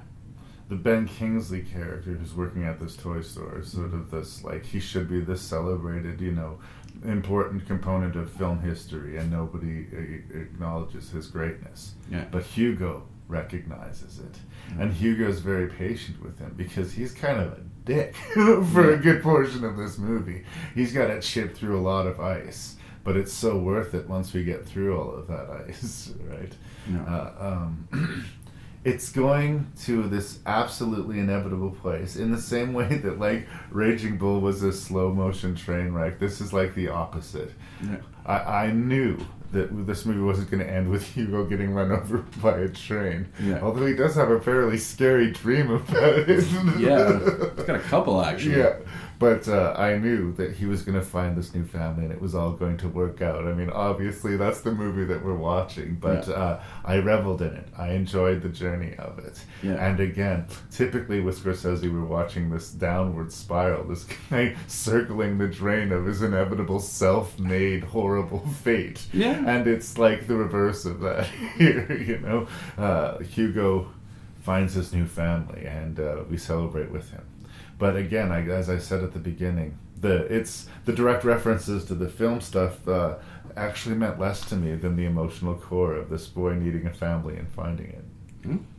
Fair enough. Not that that's a weakness of the movie. That's just what hit for me more than anything else. Okay. Visual feast, almost as much as Kundun. But the story is better for me in Kundun, in this movie, in that it has one. Okay. I mean, I think it also speaks to his love of film history. Of course. And how it needs to be preserved, because that's one way we've recorded our history. Like, Scorsese also is a great historian. His passion for film is contagious. Well, but his sense of history. Like, you can see it even with Gangs of New York. He loves American history. He loves film so much he makes you want to love it more. Yeah. And that's one of the great things that makes me into Scorsese. Fair enough. My name is Jordan Belfort. The year I turned 26, I made $49 million, which really pissed me off because it was $3 shy of $1 million a week. We're making a name for ourselves. Nobody knows if the stock is going to go up, down, sideways, or in circles. You know what a Fugazi is? Oh, Fugazi. It's fake. Yeah, Fugazi, Fugazi. It's a wazi, it's a woozy, it's a fairy dust. Was all this legal? Absolutely not. We were making more money than we knew what to do with. We don't work for you, man. You have my money taped to your boobs. Technically, you do work for me. What's wrong, Daddy? But watching you bring home. Oh, my God. FBI, any kind of booze you might want? No, the Bureau forbids us from drinking. In 2013, The Wolf of Wall Street is released. It's another biographical film based on, what's the name of the guy? Belfort. Jordan Belfort. Yeah. Lest you think that Scorsese got all soft after he made Hugo. About 3 minutes or so into this 3-hour excess, basically tribute to excess. I don't think I've been exhausted by a movie like that in a long, long time. But I shit you not, it's like 3 minutes in, we're watching Leonardo DiCaprio blow cocaine into a woman's ass. Yep. Like, there's a holy fuck moment, like, right away. Yeah. I mentioned before that he'd never had any problem shying away from implicit violence. Yeah. And Wolf of Wall Street showed that where there was not a lot of violence to the story, he seems to have compensated with very graphic sexuality throughout the movie. Yeah.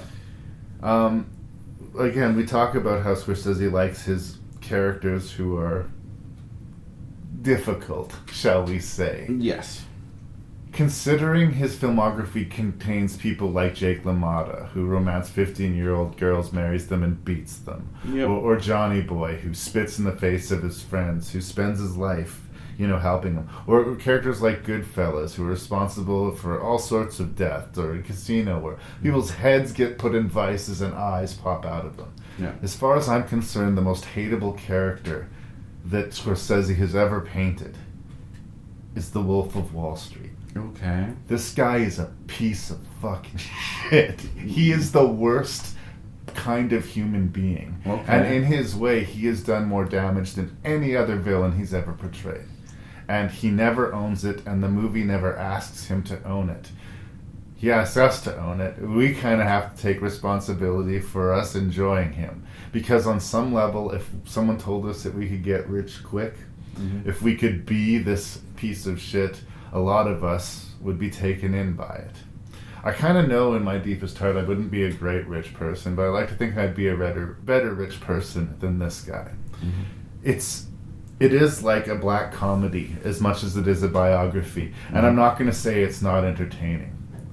But I hate this guy. I hate this guy from the first frame of the movie. I can see it hits a nerve. Yeah, to the end of the movie. He destroys lives in every day, and he laughs about it to his buddies. Like, even like Ray Liotta character in Goodfellas, from the start of the movie says, all his life, all he ever wanted to be was a gangster. Like, that's not something that I can respect. Yeah. But most of the people that Ray Liotta kills or that die in Goodfellas are gangsters who are playing that same game. Yeah. This is a guy who's taking people's life savings, who's making people lose houses. Daily. He knows how many people, beat their wives or killed themselves or, ended up in prison because, of these bad investments. How many people's wives left them because, he bet his life savings on some scam artist, right? Yeah. So the movie's not going to ask us to face that too directly. They do talk about it. He says that he spends the money better than they do, but it's a movie about terrible people doing terrible things, and the sugar that helps the medicine go down is that it is undeniably kind of fun and hilarious and funny while you're watching it, just because of the pure insane excess of it. But I can't, I can't believe how much I hate these characters, and how after 3 hours of sort of, again, I'm not sure if the movie's celebrating them, or reveling in them, but he's entertaining us with them. This is the classic definition of one of the 7 deadly sins, known as greed. That's what this is an examination of. This is about the worst of greed as you can get. He is a total false prophet. He, talks about how money is his god. He gives sermons to his flock in his building. Yeah, you're right. This is probably one of Scorsese's ultimate villains. And the fact that you even remotely like him, I think, once again, Scorsese is asking you why. Sure, he doesn't kill anybody with his own hands, but he doesn't care about the repercussions of any of his actions. Worse than that, he thinks it's kind of hilarious. At certain parts, yeah. Yeah. I think a great example of that is when he wakes up in an airplane and he's doesn't know where the fuck he is. Yeah. And then they show why he was put in that sort of somewhat straitjacket. And again, I laughed a lot through the movie, and the movie is entertaining. But I'm at war with how much I hate the character, and I hate that he, for all of this, he does something like 22 months in jail, and it's like a fucking resort. I believe he was bunk mates with Tommy Chong, because Tommy Chong was doing time at the rich. Well, I mean, you just talk about how the jail he goes to was like a resort. Yeah. Exactly. Yeah. So, like, he's the worst kind of criminal. He's caused the worst kind of damage, and he's never going to be really punished. Well, that's the thing, yeah. This is like what's popularly referred to as late-stage capitalism. Mm-hmm. And the movie's kind of, I think, a little bit rubbing our nose in the fact that, yeah, like, we kind of want this. When we dream about being rich and famous, I guess this is the kind of stuff people dream about. Mm-hmm. But it's so ugly and so awful. And at what extent... I will say, I guess I liked it once he officially formed the business. I can't remember the name that he called it.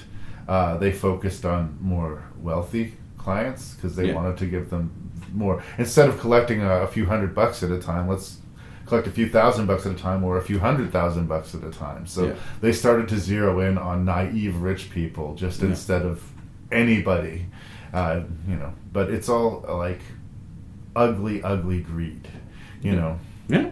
Yeah.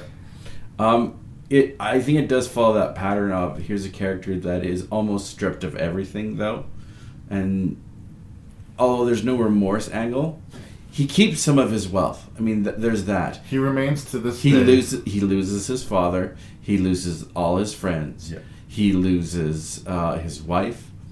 I don't care. I know. I know. Like, in a way, like at the end of Raging Bull, even though I said that character is a piece of shit and I hated his guts, I can pity him spending the rest of his life, you know, thinking I could have been somebody, I could have done better, I could have made better choices. This guy doesn't even have that. Yeah, he has to spend the rest of his life paying off his debt, but he's always going to live comfortably, always going to live free, and he's never going to genuinely pay the debt. Yeah. If you spend every waking moment of your day actively making the world a worse place, I can't sympathize with you. Okay. I can't. And worse than that, like with LaMotta, I like the people around LaMotta. Like I felt like the Joe Pesci character, you know, deserved better. His wife deserved better, right? Jonah Hill character? His best friend that he ends up truly the thing that screws him over is when he tries to spare Jonah Hill going to jail, right? Yeah. That guy is just unbelievably awful. Yeah. He unabashedly is just all about the money, you know. Yeah. Where can I get the most money the quickest? I don't care how, I don't care why. He tells a horrifying, unironic story about how if he happened to give birth to a retarded child because he's married to his cousin, he would just abandon it in the woods. And he's not saying it in a joking, ironic, or let's be shocking kind of way. Like, he believes that to be true about himself, and he's not sad or ashamed to share that with his best friend. Yeah. Wow. Margot Robbie. Do we like her? No. No. No. Well, I she's beautiful. I definitely see. Here's people living in a world where greed is king. I mean, even look at the Matthew McConaughey. He sets the tone. He's one of the first people He even says, "We don't make anything here. We create an illusion, fairy dust, and that's it." And he corrects him when DiCaprio naively says, "And if we can make a little money for our client too, that's great." And he's like, "No. The job is to take the money from their pocket and put it in our pocket. And as long as we're clear on this, let's not pretend." And again, he loves it. He talks about in the very early parts of the movie, he'd never heard people talk to each other like this. They just refer to each other by the most profane things. They're terrible and shitty, and they love how terrible they are. They love that they're making the world a worse place, and they love how much money they're making while doing it. And he's there for a day, and he says, "That was it. I'm hooked. I loved it." Yeah. Yeah. No, he's once again showing one of the primal, ugly sides of humanity, of the human condition in this way, and examining when your main belief is greed. This is the community that you will create. These are the people you objectify, not only women, but also like other human beings, like the people that he throws against that target board. Oh yeah, midget tossing. Yeah, like I do think we're supposed to be laughing, but be horrified by what you're hearing. Yeah. Like it is sheer profanity in a lot of ways. Like even the F-bombs, and there are a lot of F-bombs dropped. There are some conversations that are just painful to hear. here because they're talking about another human being. In its best moments, it reminds me of the gallows humor of like Kubrick's Full Metal Jacket. Yeah. In that it's just so awful that you have to laugh, or it's like laugh or cry. Like just the holy shit level of the excess. Yeah. And again, like the scene where he's so whacked out on Quaaludes that he can't actually get into his car. Yeah. He's literally crawling on the ground. Yeah. Objectively funny. Like, it's a funny sequence. And I gotta give mad props to DiCaprio. I think he absolutely he earned his willing, nomination for this movie, I'll say that. Completely willing to debase himself, you know, willing, not scared to show us this guy as an ugly person, you know.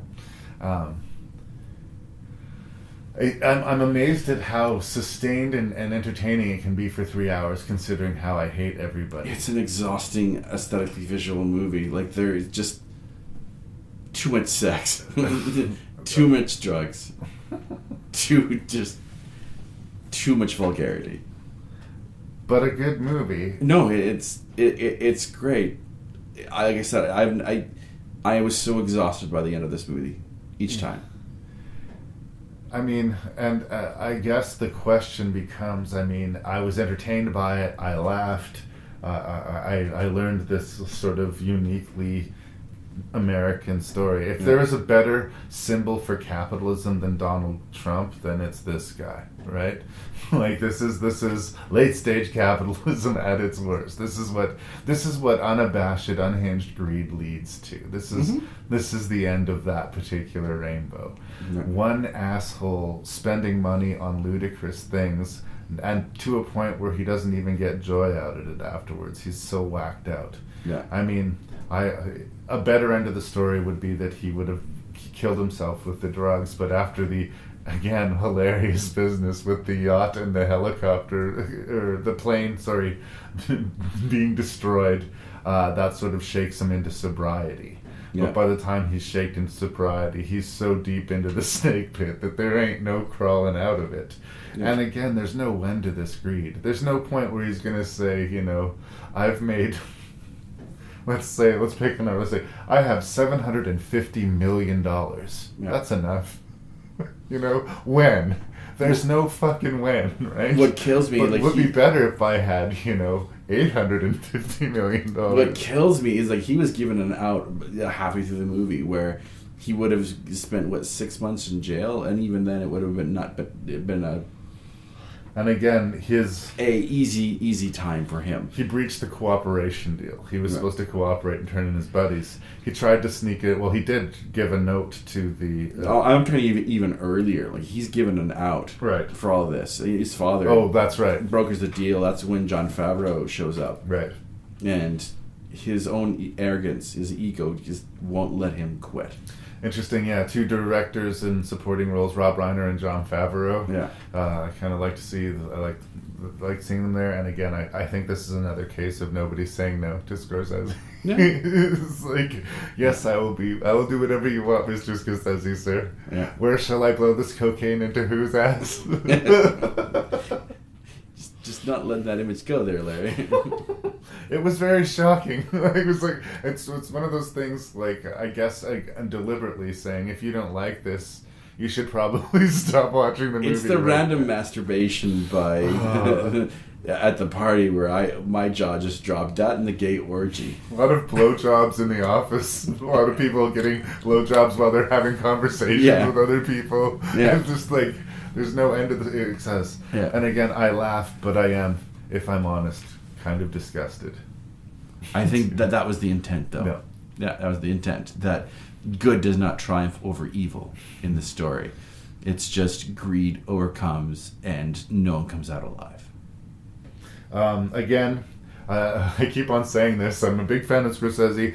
Wolf of Wall Street will never be one of my favorite Scorsese movies, but it does sort of have that classic Scorsese approach where you got spiraling narrative, we have characters talking directly to us. I love the way DiCaprio, there's that great scene where he lists his daily intake of drugs and alcohol. How is this man still living? And like he casually throws this goblet of whatever and hears it shatter on the driveway because who gives a fuck, right? And again, the style is great.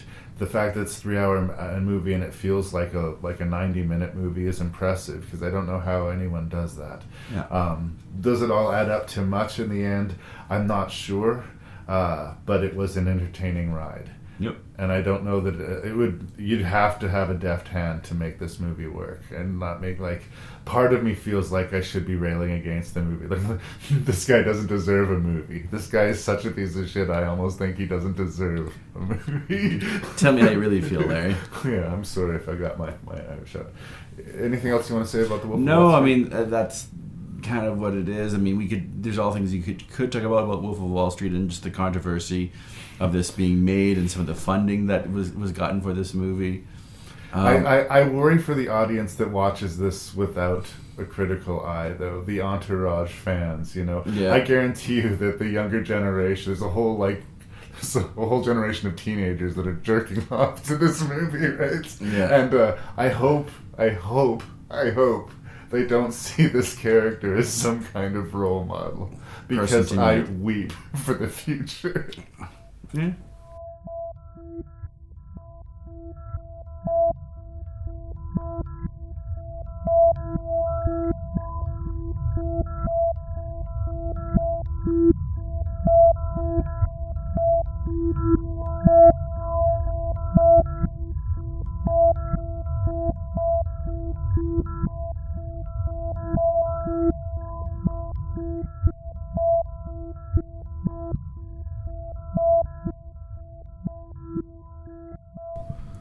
So there it was, brother. We made it through our discussion of Martin Scorsese. And once again, despite how negative I was in a lot of these reviews, I love Scorsese. You're a negative Nelly man. But believe, I mean, I'm harshest on the ones I love. Like, listen to the Coen Brothers episode. You know, like, it's just like, are you sure they're your favorite filmmakers? Like, yes, I am. But yeah, please, what was your least favorite of these 6 Scorsese pictures? Man, And that couldn't have been easy. Sophie's Choice times 6. Okay, well, I think we're not going to match, but whatevs. Okay. I can't believe I'm putting Mean Streets at number 6. Okay. It's just that this is baby Scorsese, and he's just finding his feet. You can tell he's a highly talented filmmaker. I love the sets of this movie. They're so claustrophobic, and the use of red. That was one thing I forgot to mention when we first talked about it. This is him, sort of acknowledging and arriving at the world of, hey, I'm a talent to behold. But you can just see that, the training wheels are sort of still on with Martin Scorsese. That's at number 6. Number 5, I have the narratively challenged Kundun that is gorgeous to look at. And I highly recommend it. You see it the way I saw it. Like, take breaks. It's vignettes. It's a vignette of a story. Yeah. Vignettes of story, more than a straight follow-through narrative. And I remember when we did the review of Waking Life, how I said it's almost a movie that you can walk away from and come back, and it's okay. You can watch it in installments. It almost benefits you that way. Yeah, it's another shining example of laws. I mean, he sees cinema as in a dreamlike sort of scape, and Kundun is definitely that as well. He thinks films are extensions of our psyche. Right. And he's channeling or working through what would happen if a modern day prophet would exist. Oh, wait, we do have one. Right. So there's that. So number 5 is Kundun. Roger Deakins, I love you. If you can have Roger Deakins shoot your movie, you should probably have Roger Deakins shoot your movie. All right. At number 4, we have the interestingly historic Gangs of New York with a somewhat simple revenge story, which kind of bogs it down overall. But once again, there's so much attention to detail of this universe that you were always engaged. Right. And if anything, watching Daniel Day-Lewis create one of the greatest cinematic villains, at least of the modern era, on screen, you can say that he is over the top, or he definitely existed in a different universe. But by all accounts, I haven't not read the book, but what historians have said of Bill the Butcher, he was this sort of larger-than-life, Elmer Gantry, huge racist type of character. Right. And I do think this film has way more relevance today than it was at relevance. Or what's the word I could use here? Resonance. Thank you. Thank you. Resonance. It's very timely, consider what's going on in the States. Yeah.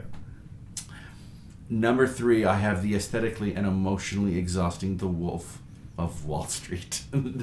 I think everyone brings their A game. We did not say enough about Jonah Hill. He He got mentioned for a reason.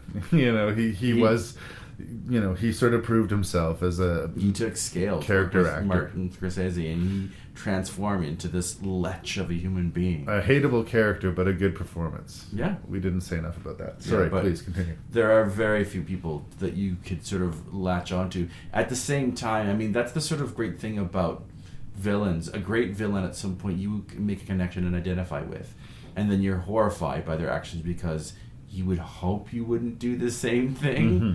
But this is literally greed unhinged that unfolds in front of your eyes. This is what happens when somebody never says no. Yeah. And it's just unleashed on you, and you are tainted by the end of this movie. I would be sympathetic to someone who said they got worn out by it. I really would. I am. Yeah. Like it is. It's also about false prophets, and the false prophets, controlled or consumed by Wall Street and that culture. Right. When these people, like, their sense of spirituality is that ever-doing buck.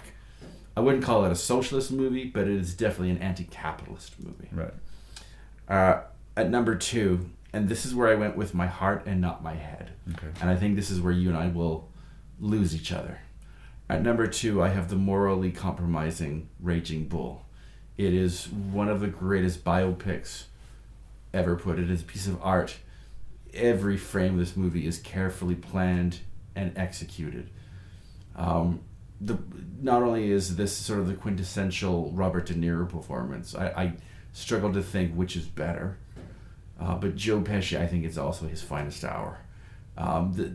It's also black and white. It's a beautiful movie. It's a beautiful, beautiful movie. Well, it's a beautiful movie on an ugly subject. But yeah, it's also the movie where I also started to learn about how sequences can show a lot more visual allegories, especially to what Scorsese is sort of revealing about himself and his own devotion to faith, and how he thinks he's a hugely sinful person and is always striving for redemption.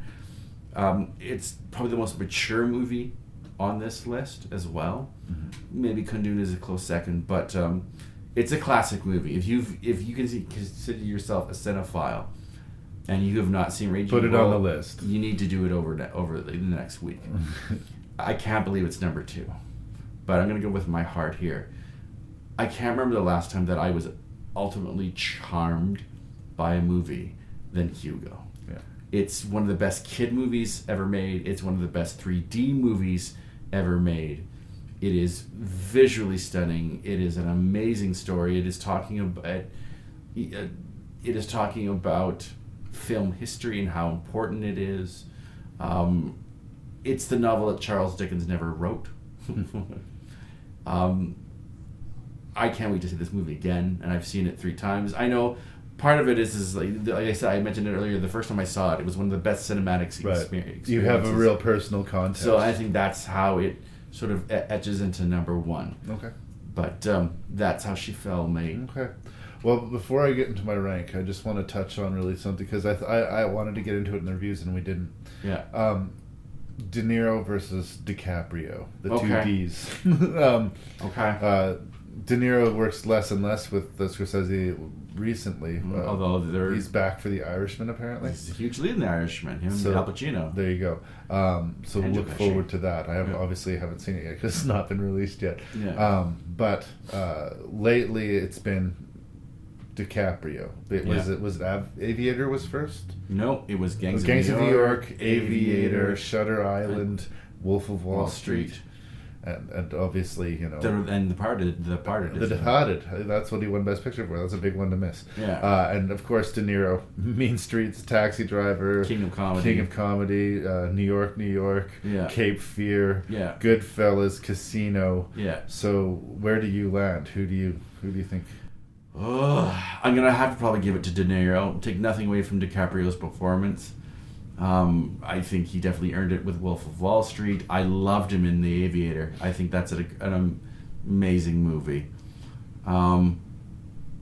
But when you talk about quintessential cinematic performances, and first in a lot of ways, that sort of Stanislavski method, cinematic acting, people right away kind of go, okay, first you got to start with Raging Bull. So that's where I'm going to sort of show my flag there. DiCaprio has molded into an amazing talent under Scorsese. I think he's really great in The Departed, and he's great in Wolf of Wall Street, but he wins it with The Aviator. This is why I agree. I think like De Niro all the way. De Niro 100%.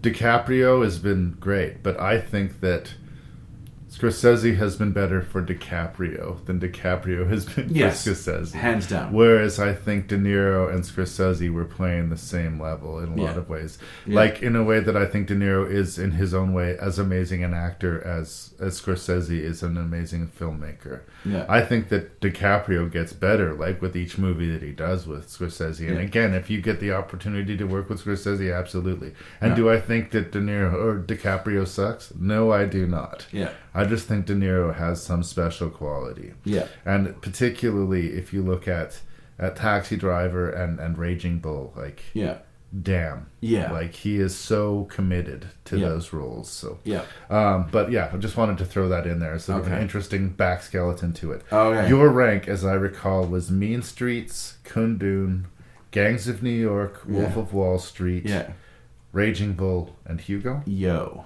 Congratulations, we've just gone 0 for 6. Wow.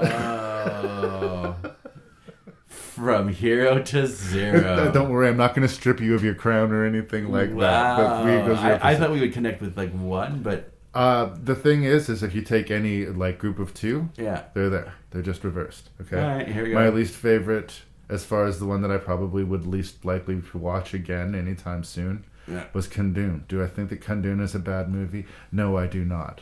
I think it is more beautiful than it is engaging. Oh, yeah? No, at the risk of sounding negative. That's highly accurate. No. But it is very, very beautiful. In Fifth Street, Mean Streets, it's embryonic Scorsese, but it's weird how all of the ingredients are sort of there already. Yeah. He just hasn't got the proportions 100%, and he doesn't have the budget to make it as beautiful as he would like. Yeah. But I have a lot of respect for Mean Streets. Like it is rock solid. Yeah. All the way in 4th place, which may seem high considering the way I was wagging my finger at it, but I put The Wolf of Wall Street. Really? I do find it entertaining, but I also find it strangely toxic. But that's the intent, though. Yeah, but I guess because my nose is being rubbed in something that I don't enjoy, it's not going to be something that I repeat to, or go back to again and again. In 3rd place would be Gangs of New York, which I felt like I was really hard on in the review, in that I was focusing on the negative things. There's a lot of positive things in Gangs of New York, too.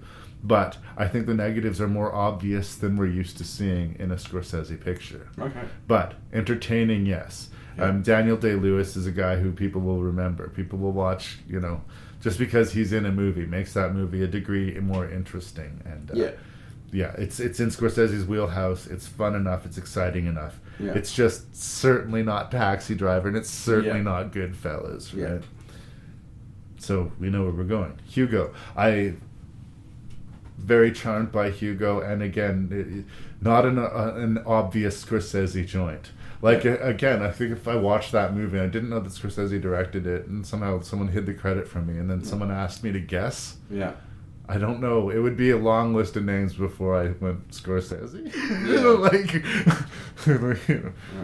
But that, again, it's suggestive of how wide his talent is.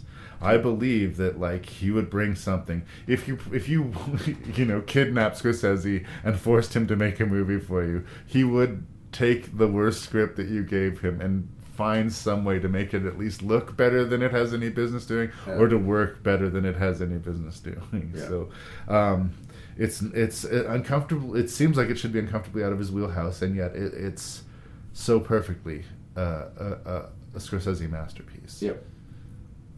But Raging Bull is all of his themes, all of the best sort of aspects of Scorsese's filmmaking and that absolutely amazing, crushing De Niro performance, just both of them firing so perfectly and introducing the world to Joe Pesci, and in its structure, it's almost formed so perfectly that structure has become parodied as like, that's how you do a biopic. When you make a movie that makes that deep an imprint, then you're an auteur director, and it deserves to be number one, I think. So as much as I think that Hugo is much more enjoyable as far as what it's giving you and the warmth in it, on a technical filmmaking level and on just sort of like an impressive auteur level, I'm going to edge it out and give it to Raging Bull. Here's something else that made me decide that Hugo was 1 and Raging Bull was 2. And you talked about, was the movie unsuccessful in achieving what it wanted to do? I think Scorsese wanted to show that Jake LaMotta was redeemable, that he was on the path of righteousness and redemption. Right. Do you think that was achieved by the end of that movie? I still hated him at the end of the movie. See, that's but I don't know if that's my thing or his. Like then it looks at the biblical quote. Then so in that regards, I think it sort of fails somewhat. Where Hugo, its desire goal was achieved in spades. Yeah. You know, talking about how the history of film and saving is important, but also the sense of family. Well, but at the same time, I understand why you did it. And we disagreed. We went 0 for 6, but I mean, I don't think, like, I'm not scrapping with you. No, that's like, the same thing. Like, Raging Bull is a classic movie. You need to see it. Yeah, and I kind of get putting Mean Streets at the bottom. Yeah. And again, I kind of waffled on Gangs of New York and Wolf of Wall Street. Yeah. But in the end, I asked, like, if I had to watch one of those two right now, which one would I watch right now?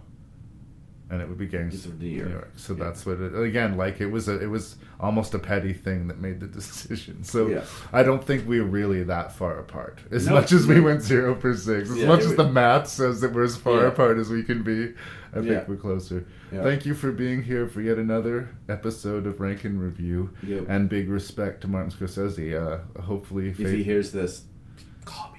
Call me, Marty. Yeah. And we all look forward to The Irishman. Yep.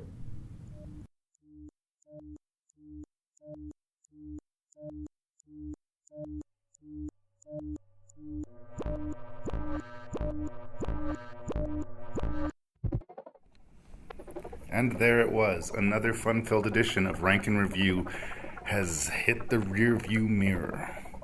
I hope you guys enjoyed that, and if you have feedback to give me, please give it to me by writing me at ranknreview@gmail.com.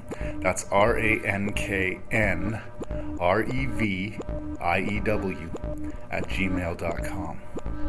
Please consider checking out the Terror Table podcast, and this episode of Rank and Review, like every single other one, is brought to you by the feature motion picture Book of Trespasses, written and co-directed by yours truly, your host and random Canadian, Larry Parsons. This podcast drops every other Wednesday, so I hope to catch you again very soon.